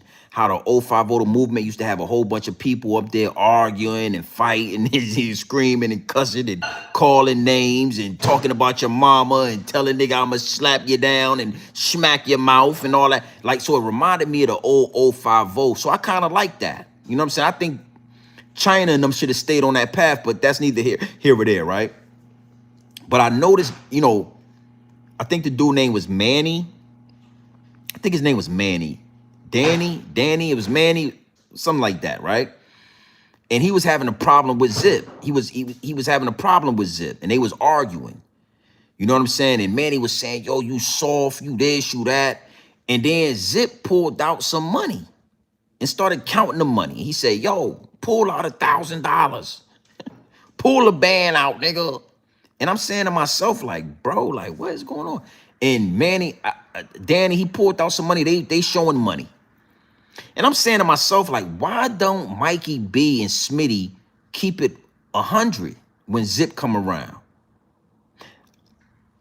Mikey B and Smitty, why y'all don't keep it 100 when Zip come around? You understand what I'm saying? Why y'all ain't tell Zip that's corny? Hey, yo, chill out with the money, man. Put that shit away. That's corny. That's corny, man. That's corny. And I want to speak to this. You know what I'm saying? Because, you know, it seemed like y'all keep it real with other people when they come around on the panels and y'all talk about this and that and be a man and raise your family and, you know, adjust and make sure that you living your life the right way and X, Y, and Z. But when Zip come around, y'all be acting, I don't know, man. I don't want to say it like that, but it's like y'all be kind of like almost like glazing a little bit. Respectfully, I'm gonna tread lightly, but y'all be like kind of glazing, homie. And I just think that for the integrity of y'all platform, keep it all the way funky with any. I don't care who come up there. I don't care if Tony Yayo come up there. If Tony Yayo get to doing some cornball shit, tell him, yo, Tony, yeah, it's kind of corny, man. Don't. And you pull out 2,000. Come on, man. Come on, man. And the reason, again, like the last time I was on Mikey's platform, me and Zip was up there. He did the same thing to me. The nigga pulled out like $1,000. Oh, show me $1,000. And I instantly almost was about to do it. I think I had about like 46 bands in my safe upstairs. New Year's Eve, I had about 46, 47,000 in my safe. And Zip pulled out a little $1,000, a little $2,000. I think it was $1,000 in 20s, 50 20s he pulled out. Yo, show me 1,000. I almost did it. And then the downloads downloaded. It was like, nah, don't do that. Ain't even no reason. Like, because it's corny. You pull out 1,000, I pull out 10,000, right? It's somebody that run this platform that's watching and they worth 100 million and they laughing at the both of us. In they eyes, both of us broke. In they eyes, both of us is two broke ass niggas. You pull out 1,000, I pull out 10,000, and it's a motherfucking 100 millionaire that own this platform that we on, looking at this shit, laughing at both of us, two clown ass niggas. That's why I'm glad I didn't do that. Oh, you understand what I'm saying? You buy a Benz, I buy a Benz. My Benz is your Benz is 100,000. My Benz costs 200,000. It's somebody that got a one-on-one Maybach that's 1.5 million, laughing at the both of us, two corny ass niggas with them little cheap ass Benzes. So again, these dudes will, as soon as they get a little money, they start trying to hide behind the money. Let's stop doing that. And let's call that shit for what it is, man. I don't care if it's Tony Yayo, Zippy with the Drippy, anybody. It's corny. Okay? I just wanted to throw that out there. Stop pulling that little motherfucker. I don't care, man. You know, respectfully, I like what Zip doing, right? But you can't be Netflix Zip just yet. You are Zip with the Drip, the co-host on the Rory and Maul show. You are on Rory and Maul show. They extended a helping hand to you. They extended an olive branch. They gave you an opportunity. Pay homage to Rory and Maul. You can't be Netflix Zip because you on the Rory and Maul show. You got to get, you know, you got to.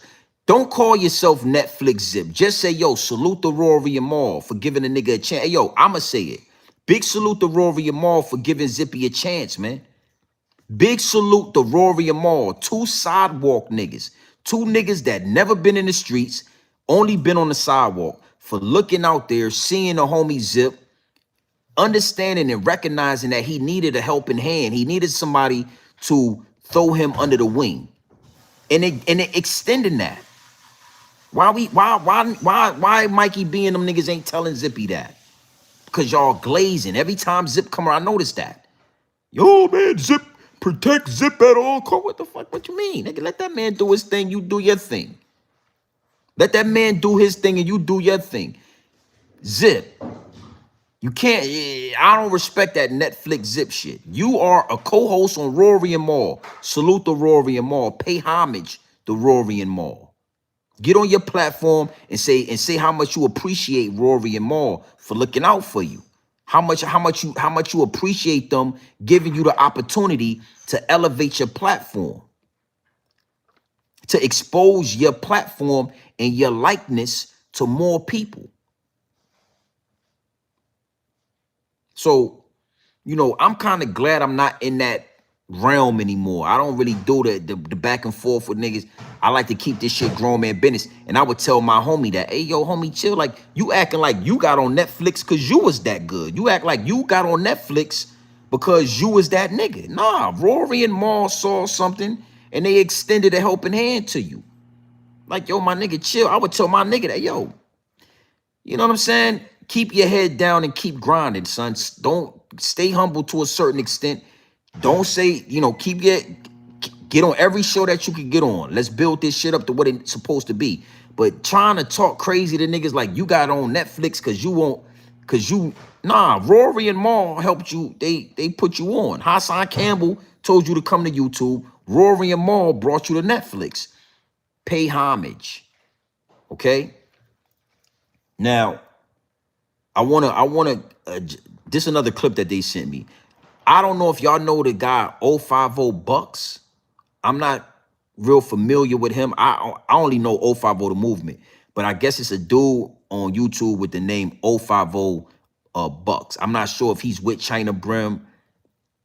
I'm not sure of that situation. I'm sure, you know, China, who know, but I know 050 is China Brim. But I seen a dude up there on Mikey's panel named 050 Bucks, right?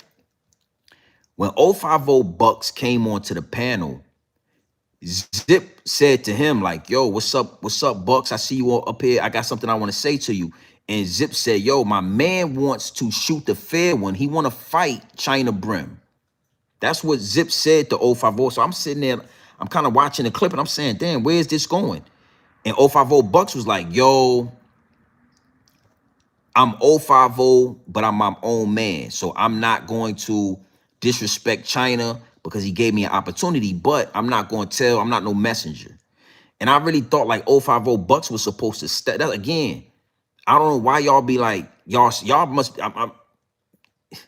I get it. Y'all might be a little scared of Zip or y'all be, I'm not sure what this is about, but 050 Bucks, you got 050 in your name. You supposed to stood on that business. You ain't support what, well, you know, you 050 when it's 050 when you your own man, when it's your own nasty work. You supposed to stood on that. I would have been like, nah, nigga, I'm not. What you mean fight? Why your man? So it's okay for your man to want to fight China, but all these niggas on YouTube that want to shoot the fair one with Zip, they lames. Soon as one of these YouTube niggas say they want to get in the ring with Zippy or they want to do a celebrity boxing match with Zip or YouTube, they want to put the gloves on and go, they want to fight Zip, they lame niggas. Why I wouldn't fight you lame ass niggas. Ain't no fighting, nigga. I'm Zip with the, y'all niggas is lame. But soon as somebody want to fight China, you delivering messages. That's that saying like cornball shit. Like, nigga, don't deliver no messages for no nigga. If that nigga want to fight China or he want to get with China, he know how to get at China. But you the mailman now. You a delivery. See, that's what I'm saying. So when I'm watching the clips, I'm saying these niggas is all on this panel. The only one that was going at Zip was Manny. Told him he was going to smack him. Told him he want war with him. He going to pull up on him. You know how these YouTubers do. So I want to say all that to say this, right? I'm going to end with this. And 050 Bucks, I don't know. I got to look into your channel. I don't know who you are, but I'm going to look into your channel because you look like you fuck with China. You got the whole little, I'm going to look into your situation. But China should know. In China, you might want to watch who you rolling with. I don't know if how he got the 050 name and all that. You let him rock the name. But that nigga let Zip, nah, nigga, you supposed to stand on business. Yo, my man said he want to get with China. Hey, nigga, watch your mouth. Ain't nobody getting with China, nigga. Nobody getting with China. And what is you, the motherfucking postman? What you work for UPS, nigga? You delivering messages? When you start delivering messages, Zip. But see, y'all niggas don't. Again, how many niggas on YouTube said they wanted to get with you, Zip? You ain't got with near one of them dudes yet, but you delivering messages to China and all that. Nasty work. 050 Bucks, man. I don't know, man. You need to take the 050 off your name, man. Your name that need to be Bucks. Yeah. Bucks TV. Yeah, put the TV on the back. Bucks. Yeah, I'm gonna tell China to eliminate the 050. I'm gonna tell China to take your goddamn flag away from your ass. That wasn't 050 type of energy. I don't know what you had. Like, somebody get Mikey B. That wasn't 050 type of energy. Yeah, take the 050, put Bucks up there. That's it, nigga. Your name Bucks. Oh, yeah, somebody get this to 050 Bucks. Yeah, we take it. I'm going to tell China to take that motherfucker off your name, man. Harlem, I'm going to reach out to Harlem. I'm going to tell him, yo, that nigga 050 Bucks, man. Yeah, that nigga, man, nah, man. He ain't 050, man. Tell him to take that shit off his name. But okay, I'm just having fun right now. We going to close out with this. We going to close out with this, man. It is what it is, and it'll be what it's going to be. Oh, yeah, I love this shit. New York, you got some explaining to do. Yeah, when it come to your man 50, I don't know what's going on, man. Salute to Rory and Maul for giving your man Zippy an outlet. Salute to Rory, man. Yeah, salute to Rory and Maul. You know what I'm saying? Two sidewalk, absolutely lames. That you know what I'm saying? They ain't got no street in them. Yeah, it's all good when them sidewalk niggas give your ass an opportunity too. Yeah, yeah. It's no, I fuck with it. I think it's a good look. But don't get up here talking crazy out your mouth. Oh, nigga, I'm observing. Nah, nigga, nah. You a co-host on the Rory and Maul show. That's what you are. Salute to Rory and Maul. That station, you a co-host on that, and I like that. I watch it. I give y'all a view. I check it out on Netflix and all of that. I hit the like button and all of that. Yeah, I make sure I hit the like button and all that for the Rory show and all that, Rory and Maul. All right? Yeah, your name is Bucks, nigga. Pull out $1,000. Hey, man, get the fuck out. Nobody pulling out no goddamn $1,000. What are we gonna do? You gonna pull out 1,000, I'm gonna pull out 1,000, then what? You pull out 2,000, I pull out 4,000, then what? I almost did it. I'm glad I didn't. You know what I'm saying? Because you said that shit to me, and I almost, like I said, I had about like 46 bands upstairs in the safe. I had a full safe. Top of the New Year, shit, almost 50,000 in that motherfucker. I could have easily, but yeah, nah. It's all love, man. Let's keep making content. All right, big salute to the chat. I just wanted to have some fun, man. Yeah, because they sent me the clip. I didn't see it. They sent me the motherfucking clip. I get the goddamn shit, whoa. I'm like, all right. You know what I mean? I'm looking, I'm seeing what's going on. I'm saying, these niggas, come on, Mikey, man. That nigga pulled that money out. You supposed to talk, man, hey, chill out. That shit's corny, man. We having houses, we having cars, nigga. We having, we all right. You know what I mean? Niggas ain't. You think a nigga broke because he don't pull out $1,000 cash out his pocket? I don't know, man. I don't know. I'm having fun in these YouTube streets, though. Big salute to the chat. What it do? What it do? Breezy, you still here? Yeah, we about to slide, man. Where we at? They playing with my numbers, but it's all good. We have 58,000, though. Y'all know that? Yeah, we have 58,000 subscribers. And we ain't had to get we ain't had to hold no glizzies neither. Yeah, 50, you a wild boy. I'm gonna end with this, right?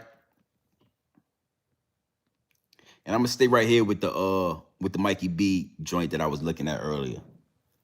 Cause I'm gonna clip this up nice and neat, but I want to stay right here. I want to give y'all some game, right? Because you always know it's a message in the madness. Nigga in the chat, yo, you a hater. Soon as you get to telling the truth, you a hater.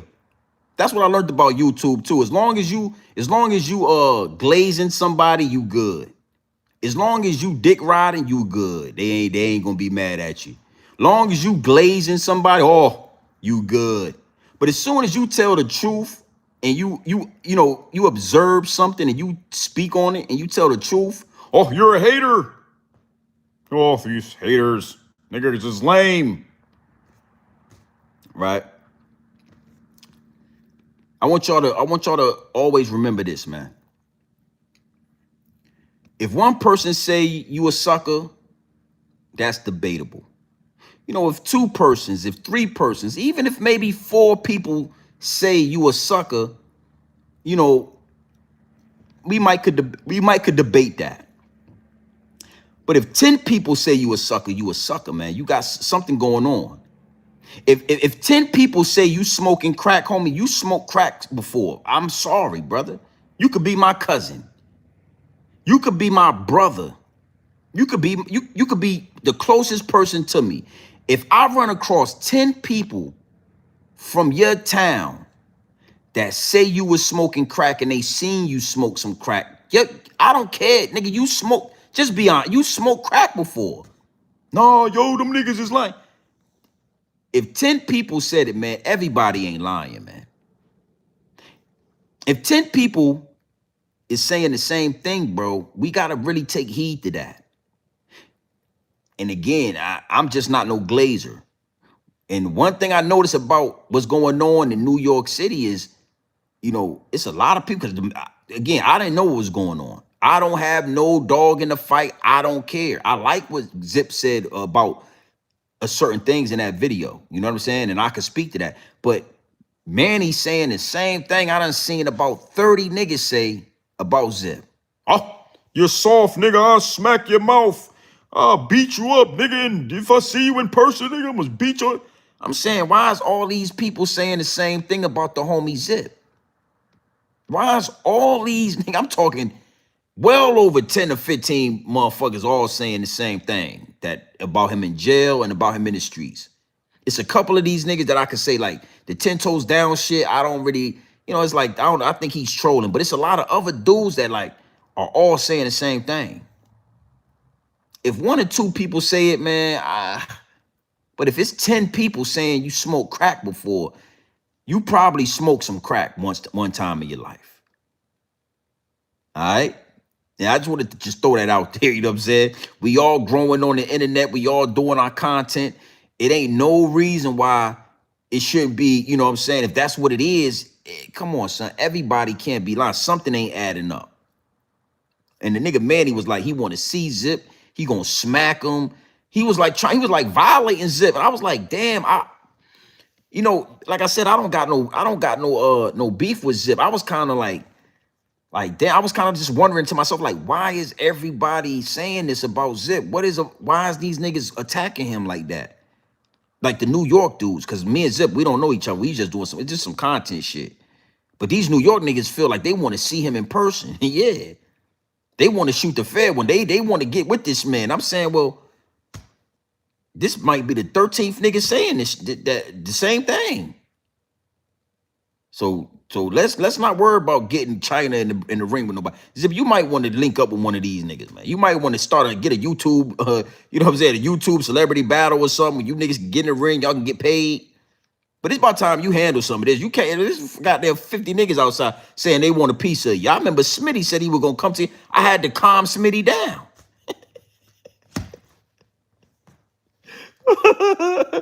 Hey, Big Sleuth, a lot going on TV. There'll be a lot going on. Hey, Smitty was on this motherfucking YouTube, said he gonna go get a lawn chair. Smitty said he was gonna go get a lawn chair, and he know with Zip Lee, he was gonna post up on the motherfucking corner, and I had to do a whole video for Smitty, a live stream. Hey, man, it ain't worth it, man. You got a family. Where you gonna go back to prison? I had to talk Smitty off the goddamn cliff. He wanted to go put hands and feet on Zippy like that. Yeah. So I ain't lying. Man, listen. I talk Smitty. Ask Smitty when y'all see him, when y'all go there. Ask him if I talked him off the cliff. Yeah, I talked Smitty. Smitty ass said he was gonna go get a lawn. I said, I did a live stream. Smitty was there. I said, Smitty, don't do that, man. Smitty said, I'm coming out there. Nigga, that motherfucker kissed the motherfucker to God.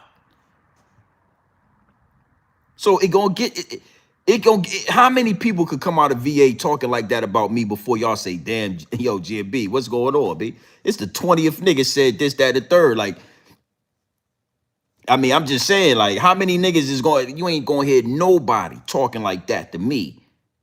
Nobody, nigga, is you crazy?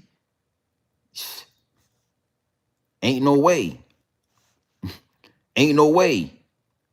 So it get to a point where you got to understand it ain't niggas just, yo, them niggas hating on me, son. Nah. Maybe 1 or 2 of them was hating on you. But 13 niggas, come on, man. Come on, man. Stop, bro. Maybe 1 or 2 of them niggas was hating on you. You know what I'm saying?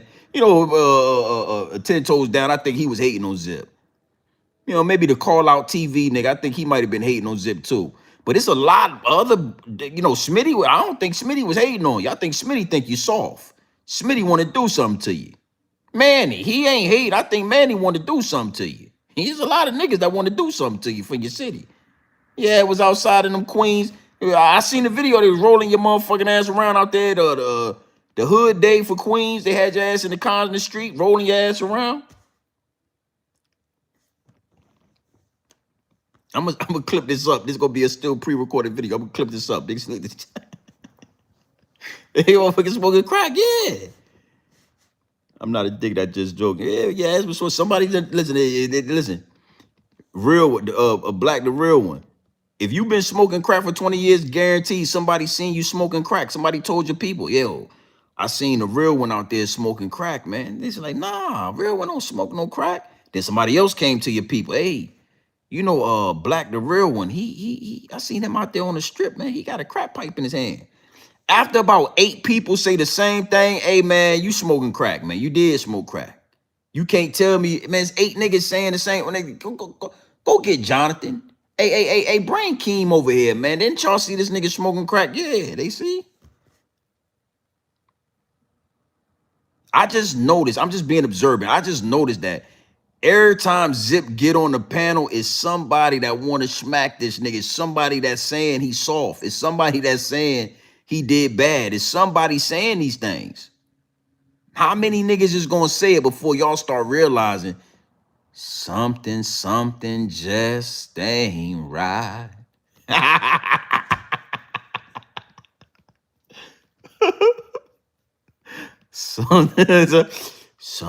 something just ain't right. You Queens niggas. 50 from Queens, Zippy, he from Queens. I think it's something in the tap water out there in Queens, New York. Yeah, I think it's something in that motherfucking tap water.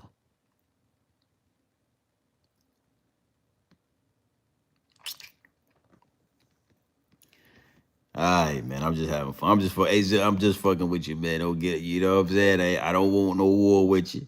Keep doing your thing. Salute to Rory and Maul for putting Zip in the position he's in. I think that's fire. I like seeing Zip on Netflix. I like seeing the homie elevate. Big salute to all them niggas. Rory, Maul, the whole Rory and Maul podcast. Big salute. You know what I'm saying? And keep going. Don't stop, nigga. You know, you know, it is what it is. That's just elevation. That's just come with this. You know what I'm saying?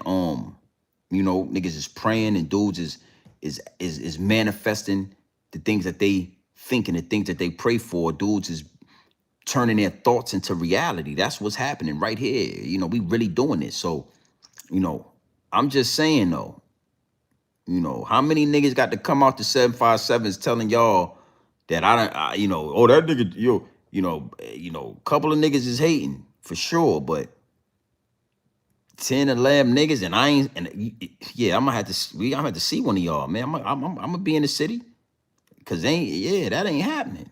Not 13 niggas. Somebody ain't lying.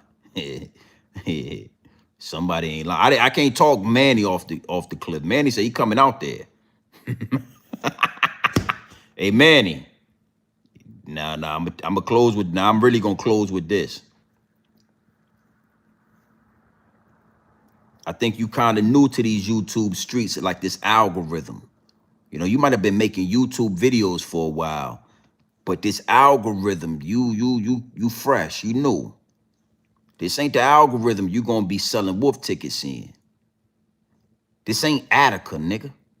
This ain't Rikers Island. This ain't prison. This ain't jail, nigga. This ain't the jail cell. This ain't goddamn solitary confinement. This ain't none of that. You get in this algorithm selling wolf tickets, your YouTube career be over before you knew it, nigga. You will blink and it'll be over. Yeah. You get over here running your mouth. And you ain't about, nigga, this is content creation, nigga. This ain't Attica. Yeah, this ain't Auburn. Them niggas was up there talking about Attica and Auburn. I seen you on Auburn, nigga. This ain't Auburn. Manny. Watch your mouth, Manny. Be careful. Tread lightly. See, I think Mikey B and Smitty should have told me, Manny, watch your mouth. This ain't Auburn, nigga. This ain't Attica. Nigga, this is the YouTube streets. This is independent content creation. And talking like that, you better not be selling wolf tickets, boy. Your ass better do something. You done say, oh, I'm coming out there, nigga. I'm going like. We waiting to see. We want to see you go down to where every block you said you was going to. And listen, Manny. Don't get up here to, oh, I changed my mind. I'm a family man. I don't want any problems. I was upset when I said that to Zippy. I was just upset. I was mad, but I don't get up here selling wolf tickets, Manny. You'll be another dead YouTube channel, nigga. Yeah. Ask Call Out TV how I feel, nigga. Your ass would be another goddamn dead your ass would be dead. You had to make another channel. Start from the bottom, nigga. Why Mikey B and Smitty didn't tell these niggas get up there? These niggas acting all, oh yeah, this is nigga. We're trying to bring unity. We want to be unified. Get the fuck out of here. You niggas gotta go to work in the morning. Ain't no unification, nigga. This is YouTube. No goddamn unification. Ain't nobody unifying no goddamn gang member. I was on Attica. Senior in Auburn. Nigga, we was eating child in Auburn. Do you remember? Nobody give a goddamn about that jailhouse gang members. You niggas better, this YouTube, boy. No goddamn unity. We're trying to unify the brims, the hats. You was with the brims, I was with the hats. We was going to get your ass up and go to work in the morning. Shut the fuck up and go to work in the morning, nigga. Your ass gotta go to work, Manny Brent. I bet you they don't call your ass Manny at the goddamn Amazon warehouse, do you? Yeah, you don't talk like that to the Amazon boss. Huh? Man, Mikey B, you ain't bad Mikey when your ass go in there to goddamn packing them boxes for UPS, nigga. Smitty, you don't goddamn talk that, goddamn Damu shit when you're in there packing sausages, nigga. Huh? Get your ass up and go to work. I don't want to hear that. Yeah, I'm going to get on y'all ass. I'm going to tell you, I'm going to end with that. I'm going to close out. Y'all keep getting on this motherfucker plan, I'm going to get on your ass again. Yo, I was the head China Brim when I was in jail. Nigga, I was the head Damu.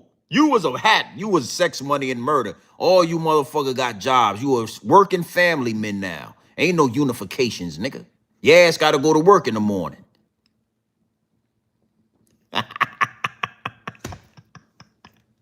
Hey, respectfully, man. I'm going to chop this shit up right for y'all. Yeah, I'm going to make a video for you guys. You check it out. You make sure you check the still pre-recorded video out. Talking all that goddamn old-ass gang shit like you niggas, you motherfucker got jobs now. You motherfucker did all that gang shit to go get warehouse jobs, nigga. Mikey B all on the goddamn TV. Mikey B all on the goddamn channel with his dog. You be seeing Mikey B with that motherfucking dog fur? Mikey B will pick that little motherfucking rodent up and flash his ass all in the camera and all that. Nah, man. We don't want to see that motherfucking, hey, bad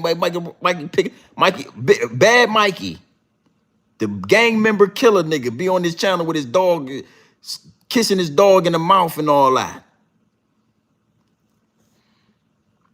I'm going to hop on your panel next time, and I'm going to disrespect you gang members. All you goddamn gang members did all that gang shit, and now you working construction, nigga. Now you're a motherfucking YouTube.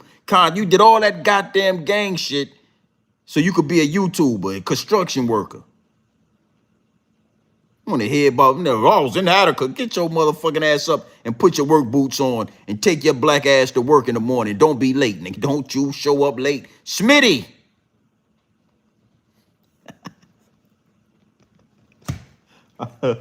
I'm bullshit. I'm just playing. I'm serious, man. I'm just bullshit with y'all, man. I'm just saying. I'm just bullshit, man. Yeah, I'm just bullshitting with y'all, man. Shout out to Mikey B, man. Salute to the homie Mikey B. Salute to the homie Smitty, man. I love what y'all doing over there. You know what I mean? Salute to Zip. Salute to I guess the nigga name was Manny, Danny. Salute to the boy Bucks. Your name ain't 050 Bucks no more, man. That nigga Zip pressure ass. You got all motherfucking giggly. You was smitten. Zippy with the drippy pressure ass. 050 Bucks. Your ass got all smitten and shit with some zip pressure ass. You supposed to say so. Oh, I'm not 05. I mean, I'm 050, but you know, when I'm not with China, I'm like my own man. So it's not like 05. You just acting like, man, get your motherfucker. I'm still trying to take your goddamn 050 tag off your name. You gonna take that motherfucker off your Mikey B, what it do, homie? Yeah, salute to the Mikey B. Yeah, that's Mikey B. Salute to the homie Mikey, man. I like what y'all doing over there. You know what I mean? I was seeing you in Attica, nigga. You was in Attica? Yeah, I was in Auburn, nigga. You remember I gave you the honey bun in Auburn, nigga? Y'all gotta start checking that nigga Zip when he come over to y'all platform. Talking about pull out that little measly ass $2,000, nigga. Pull out the $1,000. Y'all lady tell that nigga that shit corny, man. That shit corny. That little pull that little money out, nigga. That shit corny, nigga. We grown ass men over here, nigga. I got a and Mikey, you know that's what I'm saying? Yeah, you pull out your nigga. Mikey pulling out the dog and all that. Motherfucking gang member ass, motherfucking niggas at Auburn. That nigga Mikey be like, nigga, I was in Attica, and then Mikey will reach on the ground, pick up his dog and shit up, kiss his dog in the mouth. Yeah, what's going on, baby? All right? Yeah, you see the dog? You all right? Everything good? Look at the dog right here. It's a dog. Mikey, I be saying you. Salute to the homie Mikey B. I'm bullshit. I'm playing. I'm just bullshit, man. Mikey and them boys doing their shit over there. Keep grinding. I like what y'all got, man. I like how y'all do it. I like them panels, Mikey. Remind me of the old 50. I like the energy. You know what I'm saying? I think y'all should have kept that panel going. Even though homie was talking crazy, I think y'all should have, you know, it's a lack of that type of energy on YouTube. 050 the movement, they used to do that type of panel with niggas talking shit, and you know what I'm saying? And believe it or not, it's a real lane for that, because we like that type of content. I like that sometimes. Everything don't gotta be intellectual. I don't want to goddamn hear about the universe today. I want to hear some gang member niggas talking about Attica. Yeah, nigga, I'll smack your mama. Yeah, I'm telling you. It's good. It's all right. Every now and then, it's all right. Tell your hey Mikey, you over here. Tell your man Manny. This is his name, Danny Manny. Tell Manny, don't come into this algorithm selling wolf tickets, Mikey. Oh, tell Manny, he better stand on what he said, or his ass gonna have another. He gonna be another dead YouTube channel. Him, Call Outs TV, all them niggas. Yeah, you can't talk like that to Zip and then no. Tell your man Manny, this ain't the algorithm for that. Yeah, you're fucked up. Yeah, you jumped out the window. You came into the dirty section. You came into our algorithm. You're talking to Zippy crazy. Say you're gonna pull up on his block and all that. You're gonna pull up. You're gonna go live. We waiting, Manny. Oh, we waiting. I'm waiting. Hey, Manny, listen to me. I've been waiting. I've been checking my goddamn notifications, Manny. I want to see you do it now. Talk to your people, Mikey. Talk to your man. Tell them don't come over here selling wolf tickets. Yeah. Yo, I'm coming over there. I'm going to do this. I'm going to smack you, nigga. Yeah, told you. Yeah, all right. I was listening. Mikey, tell your man I was listening to him. I heard him. Yeah. Yeah, better go on over there to goddamn Lennox, Brownsville, Brooklyn, Bed-Stuyvesant, live from Stafford Ave, Stuyvesant, the livest one. Yeah, Zippy somewhere over there. Zippy somewhere over there in Bed-Stuyvesant, Brownsville, Canarsie, Zippy somewhere out there in Brooklyn, East New York. He's somewhere over there. You go make your way over there, nigga. Tell that to your man, Mikey. Tell him, hey, we heard him loud and clear. Don't double, nigga. Don't come back until we see that live stream or you over there. All right, I feel a lot better now. Big salute to the chat. Yeah, man, it was a good shit, man. I like what y'all got going on over there. You know what I mean? Respectfully. Mikey, before I get up out of here, I want to show you something. Mikey, man, I want to show you something, man. Did you see these pictures of your man 50, man? I tell you, you seen these pictures of your man 50 and all that. Huh? Well, I'm gonna show you. So I want to show you before you get out. You ready? All right, boys. I'm saying your man, 50. New York, New York, New York, New York, New York City. You from New York City? You from New York City, ain't you? He ain't gonna. He ain't going. He talked all that shit. Tell him he in the wrong algorithm then.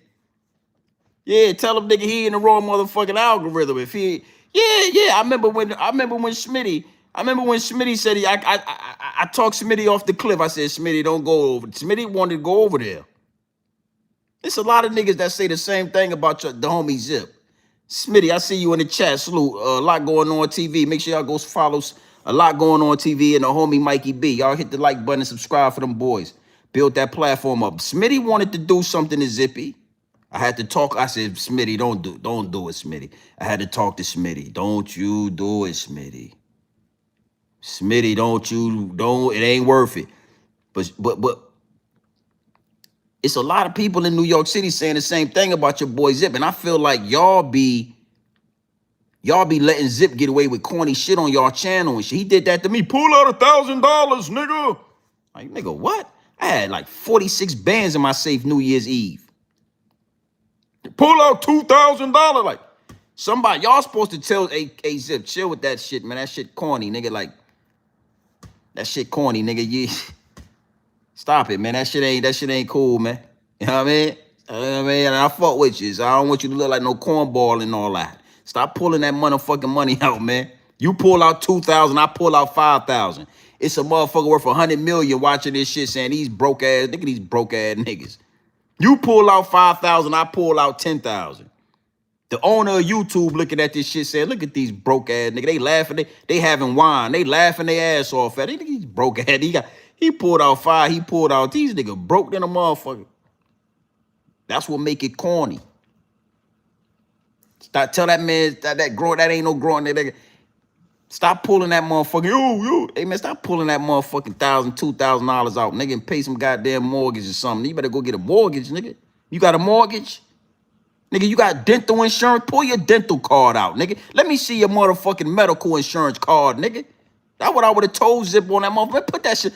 Let me see your dental insurance. You got dental insurance, nigga? Oh. You got $2,000, but you ain't got, okay. My bad, homie. Hey, my bad. You got 3 bands on you, but you ain't got dental insurance. I get it. Respectfully, you know what I'm saying? I would have told that nigga that. Hey, nigga, put that motherfucking money away. Show me your motherfucking medical card. You got a medical insurance? Huh?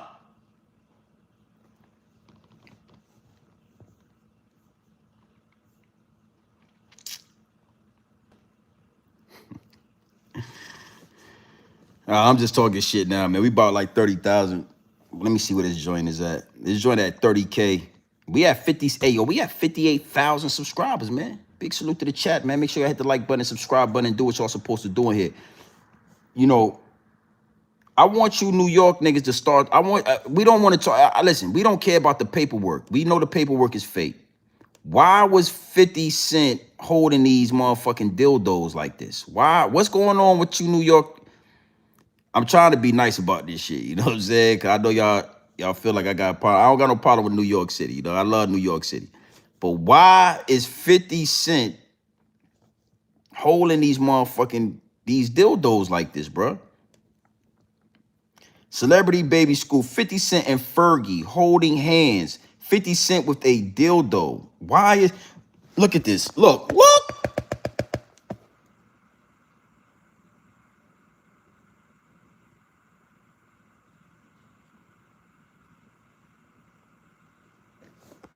Y'all ain't gonna talk about that, Mikey? You New York niggas, listen, that's why I'm out here. I'm the battle. I'm not gonna let you. So Mikey, you ain't did a live stream about this. Where your man, Mikey? Look at this, Mikey.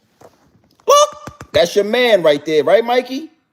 That's 50 Cent right there, Queens, New York City. What's that in his hand right there, Mikey? I'm saying that's Mikey B right there. Mikey B. That's 50 Cent right there. What's that in his hand right there? I'm just saying, that's 50 Cent right there. Look. What's that right there? Listen, I don't know what y'all got going on in New York City, but you gonna explain that to me, man. Yeah, you gonna explain it to me. Yeah, Mikey, hey, Smitty B. If the Most High came down, Allah, assalamu alaikum, if he came down right now, he said, do you want to be 50 Cent or do you want to be Ricky Rose? I'm going to be Rick Ross. I don't want to be 50 Cent. No. He holding these motherfucking glizzies in his hand. Yeah, hustling. Every day I'm hustling. Yeah, I could do the Rick Ross. I know how to do like Rick Ross. I'm turning 40 keys. Atlanta. I flipped that 40 all across the Atlanta. I'm gonna be like Fit. I'm gonna be like Rick Ross. I don't want to be like 50 Cent. I don't give a goddamn. Why was 50 Cent? Why was he doing that? You saw that? Yeah, Mike, you see how them New York niggas disappeared? Hey, Mr. Universe. See how them New York niggas disappeared all about the chat and all that? Ain't no motherfucking AI. Stop it. Hey, Smitty, stop it, son. Stop it, son. Your man's bugging. His motherfucking thumbs on that thing. Hey, Smitty, I want to show you something. Yeah, let me, Smitty, I want to show you something. How his thumbs fit perfectly on that. Look at his thumbs right there, Smitty. How his thumbs get perfectly around that cross like that, boss?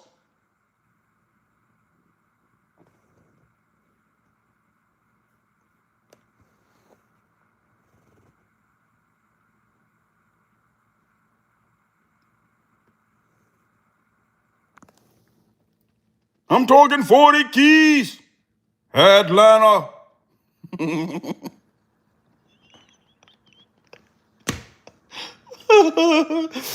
Grown Man Business TV, would you like to be Curtis Jackson or Ja Rule? Holla, everybody that's ready to get dollars. You get what to do, get it a bitty. Holla, come on. If you're rolling with me, follow. It's murder. Holla. Yeah, I'm gonna be Ja Rule, man. Yeah, I'm gonna be Ja Rule, man.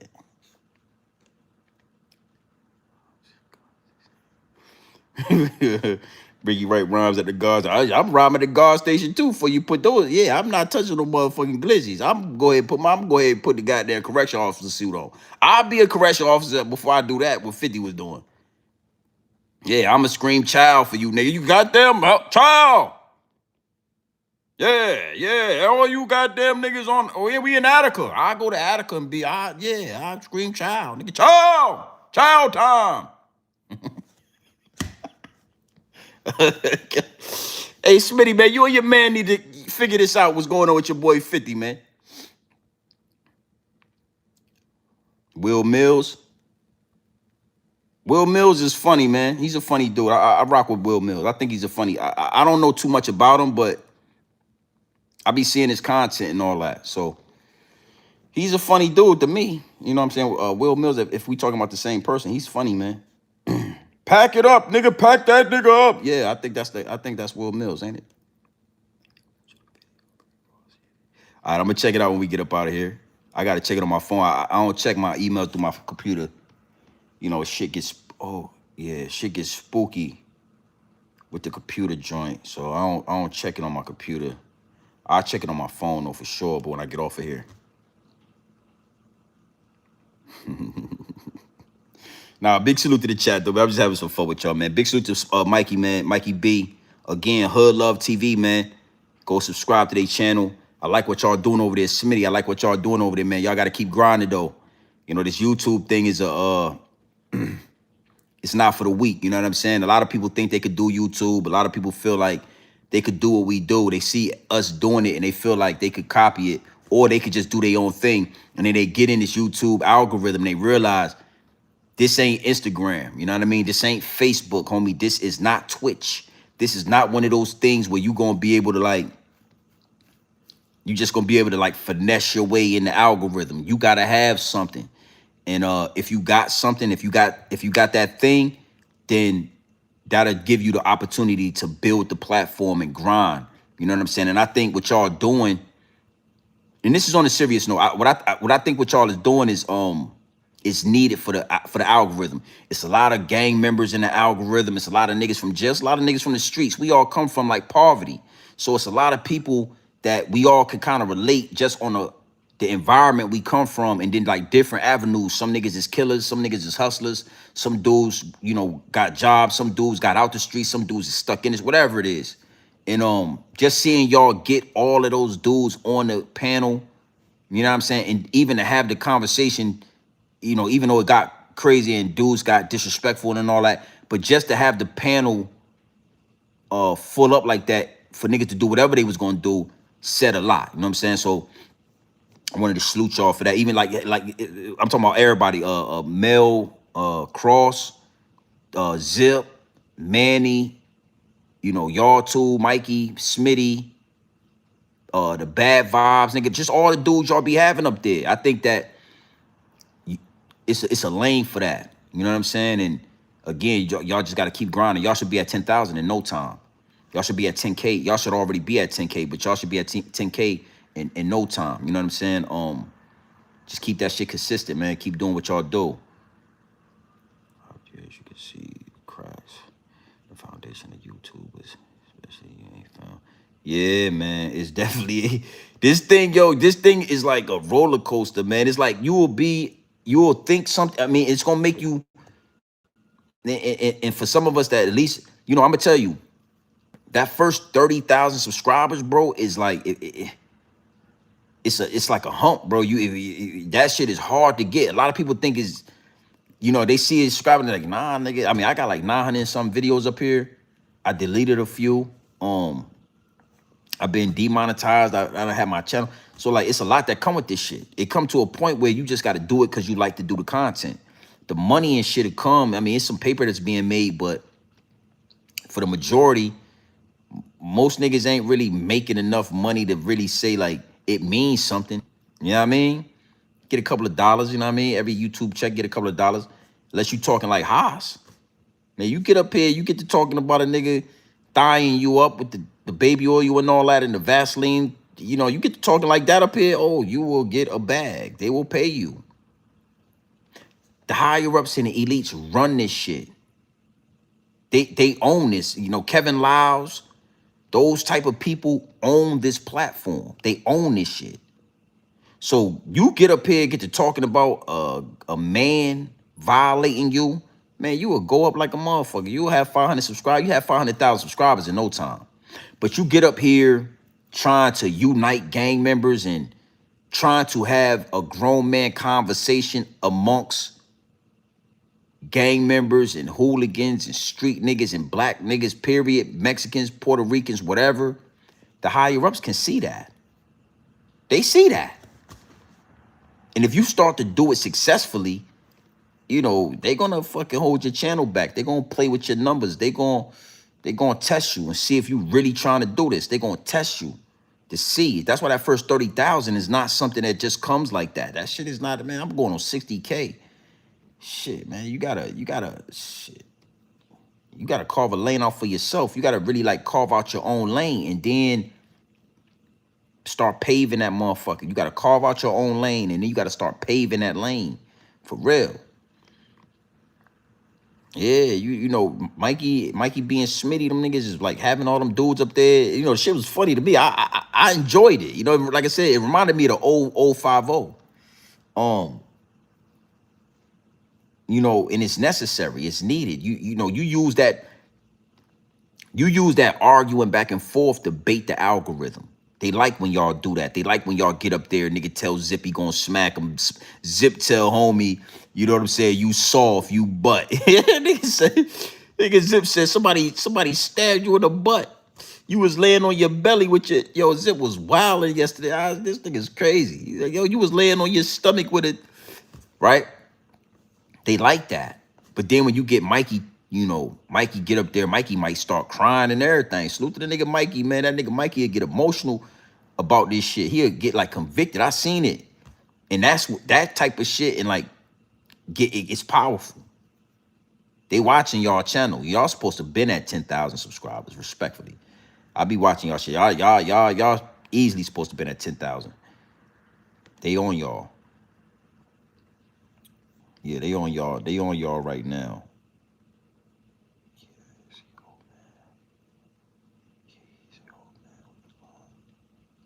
Yeah, we well over 50. I like that. Carving. Yeah, you gotta carve out a lane for yourself, and then you gotta pave that motherfucker. That's what this is. And then, you know, opportunities come like what Zip doing with the podcast with Rory and Maul. These things will present themselves in due time. And then you could pick and choose, or you could jump out there, or you don't have to jump out there. You know what I'm saying? But you know, you gotta pave that motherfucker. You gotta put that tar down. You gotta put that tar down, and you gotta be consistent, and you gotta mean it, and you gotta make sure that shit is quality. You know what I'm saying? You can't put no bullshit down. You got potholes all in the street. You can't even get through. You know what I mean? You gotta mean. You know, if that's what y'all trying to do, y'all trying to like unite gang members, and y'all trying to have like grown men conversation, and you really gotta do that, and you gotta make that shit powerful. You know what I mean? You ain't doing nothing until them people start watching your channel. That's when you know you doing something right. When them people start fucking around with your channel. Big salute to the chat. Yo.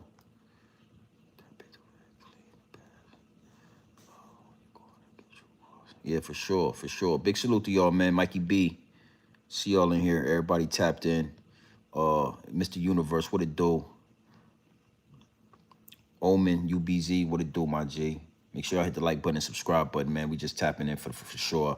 I had a chiropractor and physical therapy today. I got to get up tomorrow, handle some business.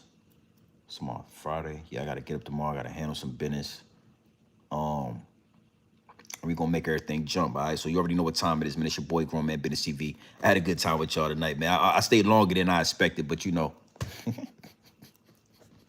We'll see how this work out. We'll see how this work out, man, with these YouTubers. You know, they YouTube play no games. But yeah, big salute to the chat, man. So you already know what time it is, man. It's your boy, Grown Man Business TV. You feel what I'm saying? You can tap in, you can tap out, but you know my slogan, and you do absolutely know what I suggest. I suggest you tap in. I suggest you tap into this Grown Man business. I suggest you tap into this Grown Man content at all times. You already know what it is. Straight off the brick, into the bottles. Pure dope, straight off the brick, into the bottles. Straight raw, pure, uncut, no extras, no preservatives. We not sugarcoating nothing, and we not dressing nothing up. I'm only here to give you this pure dope, straight game, off the brick, straight off the brick, directly into the bottles. You know, no fentanyl, no baking soda, no quinine. You understand me? We ain't water whipping this dope, and we ain't counter whipping this dope. It's pure dope, straight off the brick, into the bottles. You understand what I'm saying? Yeah, 50 Cent, man, it's a lot with him. You know what I'm saying?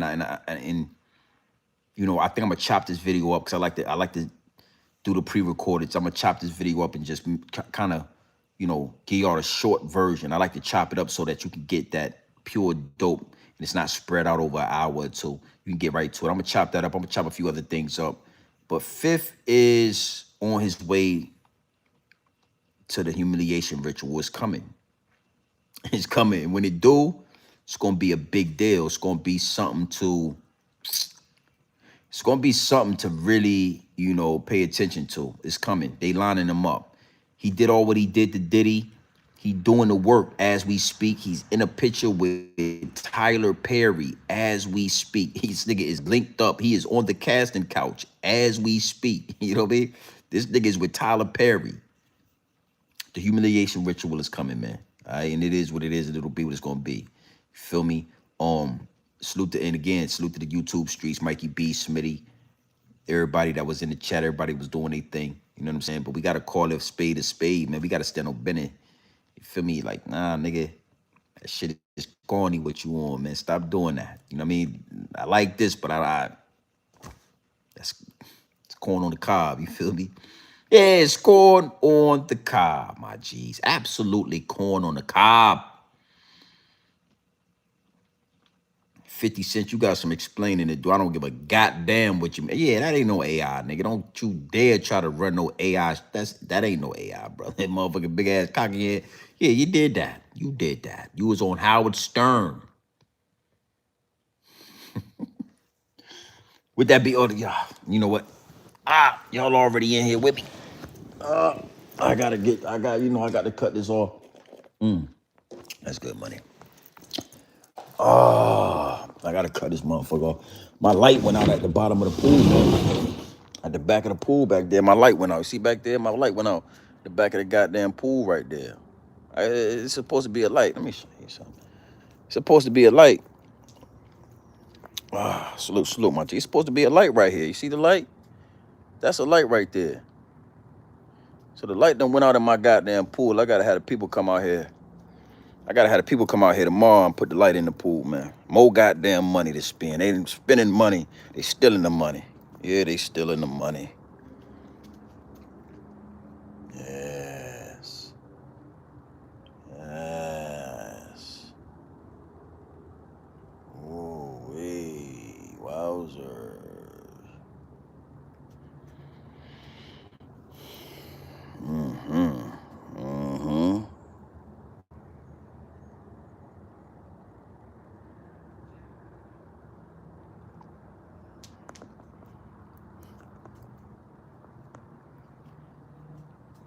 Yeah, for sure. Yeah, that's how I be chopping game at. I'm at the big house, man. I call this the big house. I call this the big house, man. But you know, I plan on getting a bigger house. Yeah, I'm speaking that into existence. I want some land. I want like 5 acres. So right now, I be on Zillow a lot, looking at different properties. And when the Most High tells me that it's good to do, when the Most High tell me it's time to pull the trigger, I'm gonna pull the trigger. You know what I'm saying? Yeah, motivation, my G. That's all it is, motivation, man. And that's what I'm saying. So, you know, let me give you an example before I get up out of here. What I mean, of an example, what I mean about like pulling the money out, right? So it's like, you know, and I'm guilty of this shit. You know, a nigga be like, yo, look at this shit, look at this crib, nigga, look at this house, nigga. I'm doing this, I'm doing that. But it's somebody with a way bigger house. You know what I'm saying? It's always somebody with more. It's always somebody with better. It's always somebody with more money. It's always somebody with a better Benz. It's always somebody with a bigger and better Rolex. It's always somebody, you know, you got the nice ass Rolex. You showing a Rolex and it's somebody with a Richard Mille on. You know what I'm saying? You got this big ass house, but it's somebody with a compound. You know what I'm saying? So when you keep that in mind, it'll always kind of level you out. You understand what I'm saying? You gotta love yours. You gotta love yours, but not like, you can't let the money,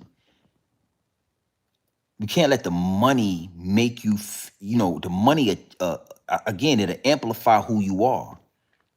It'll amplify. So if you get the money and you nigga, pull out $1,000, nigga. You ain't got $1,000, but you ain't got dental insurance, nigga. You know what I'm saying? You ain't got Medicaid. You ain't got a medical card, nigga. You ain't, you know what I'm saying? So it's like you always, when you keep that in your mental, it'll help you, you know, because we gonna show our shit off. Don't get me wrong. I gotta pull my backyard. You know what I'm saying? Like, I work hard for this. You know what I'm saying? And I put in blood, sweat, and tears to have the things that I have. So we gonna show certain things. Don't get me wrong, but when you know, yeah, nigga, let me see. You know, we all have done it before. So I don't exclude myself. It's just about recognizing it. You get to arguing with a nigga, you like, yo, nigga, let me see the other side of your camera. Turn your camera around. You know what I mean? Because we know you in this low ass apartment and I'm in this big ass house. You know, it's somebody watching this live that got a motherfucking $8 million house. They saying to themselves like, nigga, I could put your whole house in my West Wing. I know a couple of niggas who got houses like that. They could, They could put my whole 4,100 square feet. They could put that shit in like a part of their house because they got like a 9,000 square foot house, or you know what I'm saying, a 7,500 square foot house, and they got like 5 acres.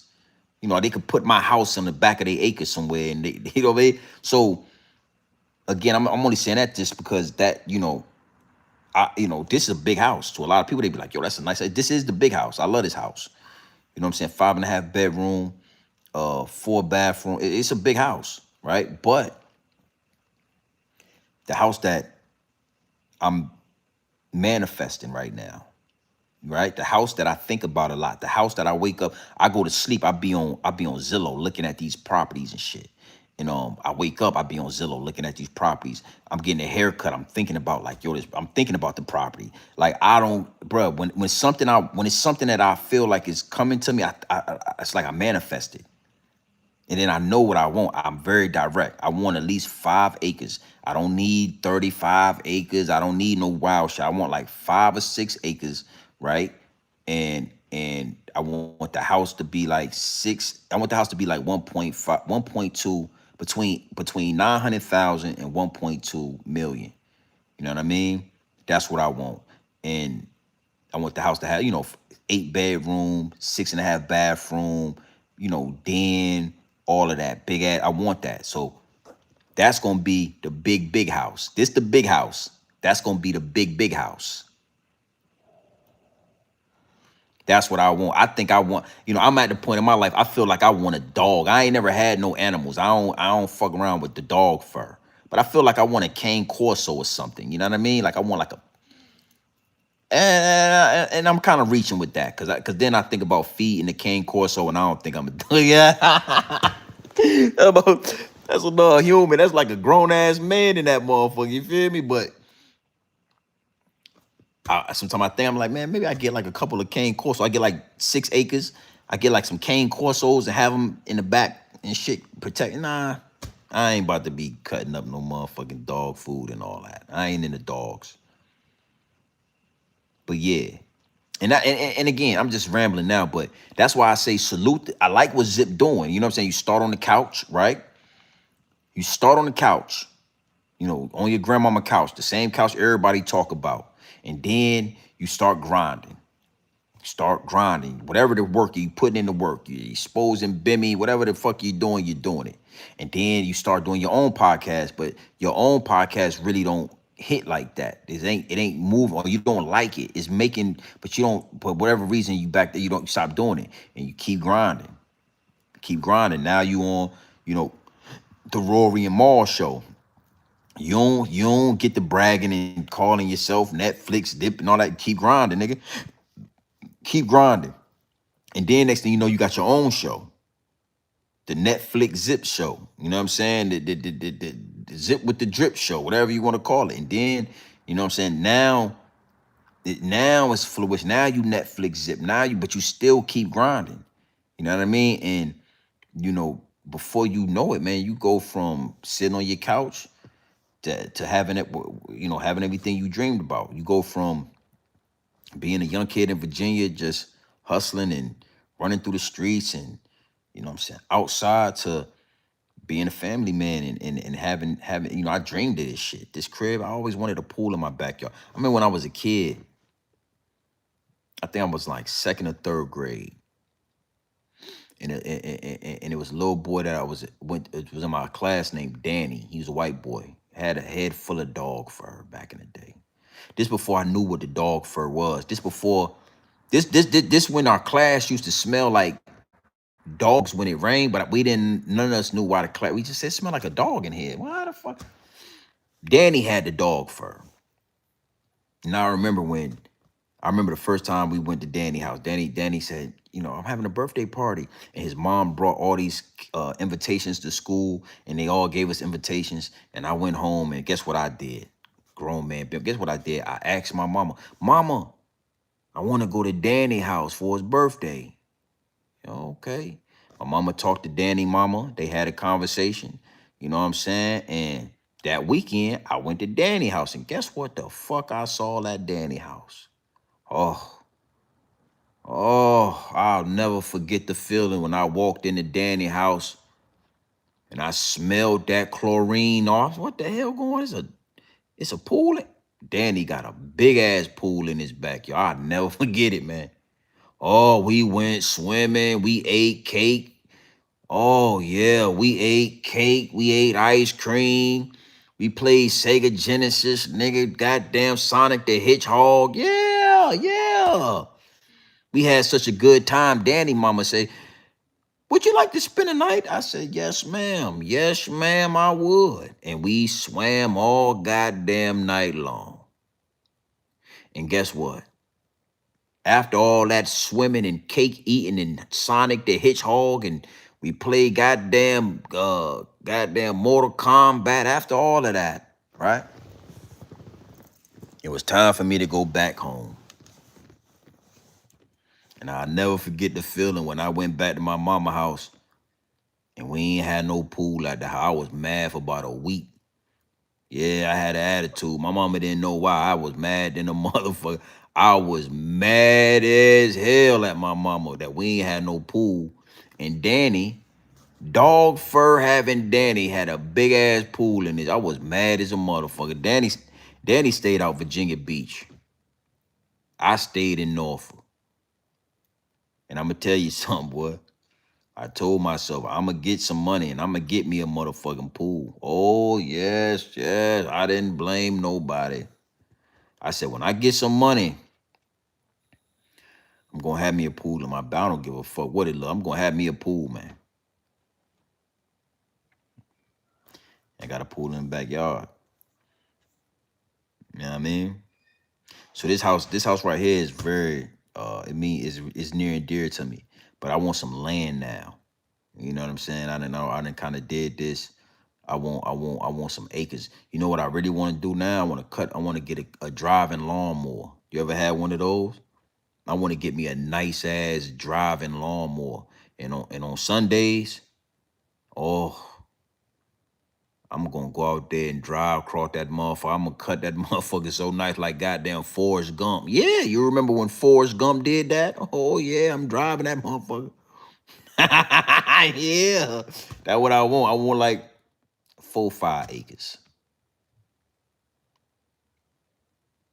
Get me a goddamn couple, get me a driving lawnmower, get like 2 driving lawnmowers, get like 3 or 4 of those golf cart joints, you know what I'm saying? The shit you could drive around in the back, down in the land over there. You could drive them golf carts and shit. I'm gonna get some of that.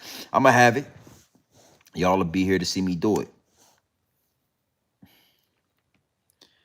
Yeah, this gonna be the big house. I'm gonna call this one the big house. This the big house. That's gonna be called the big.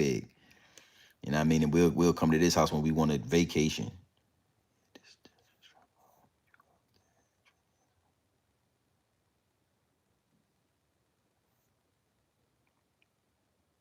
Yeah, it's all about manifestation, man. You really want it, it's going. Listen, if you really want it and you asking for it, you gonna have it. So always be careful what you ask for, because if you asking for it, if you asking for it with pure intentions, you gonna have it. You know what I mean? So be careful what you asking for. It might not come how you think it's gonna come, but when it come, there it is.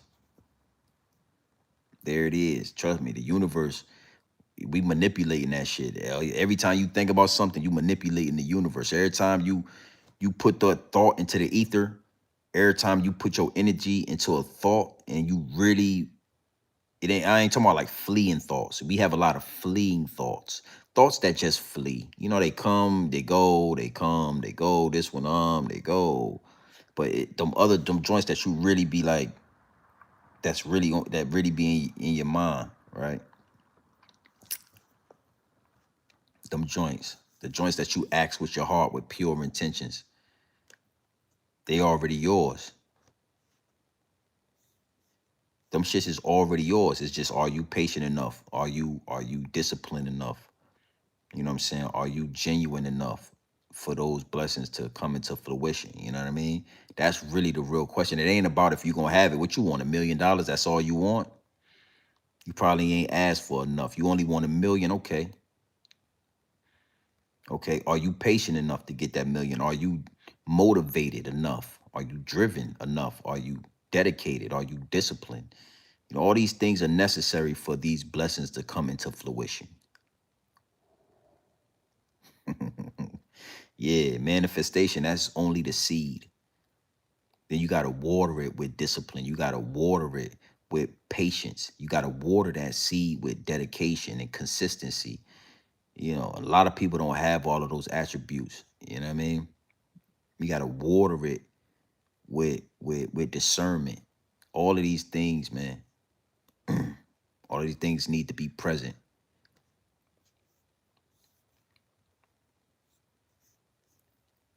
If you can get the majority of them joints present, that shit is coming. You gonna have it. You know what I mean? For real. Yeah. Just discipline, consistency, patience. You know, you get those three going, man. You damn near got it. It's right there. You will be able to see it. It's right there. Discernment, you know what I mean? You got to be able to listen to that voice in your head. If you can listen to that, you'll be right there. Yeah, we over 300 likes. Big salute to the chat, man. You already know what time it is, man. It's your boy, Grown Man Business TV. You feel what I'm saying? You could tap in, you could tap out, but you know my slogan. You know what I suggest. I suggest you tap in. Okay.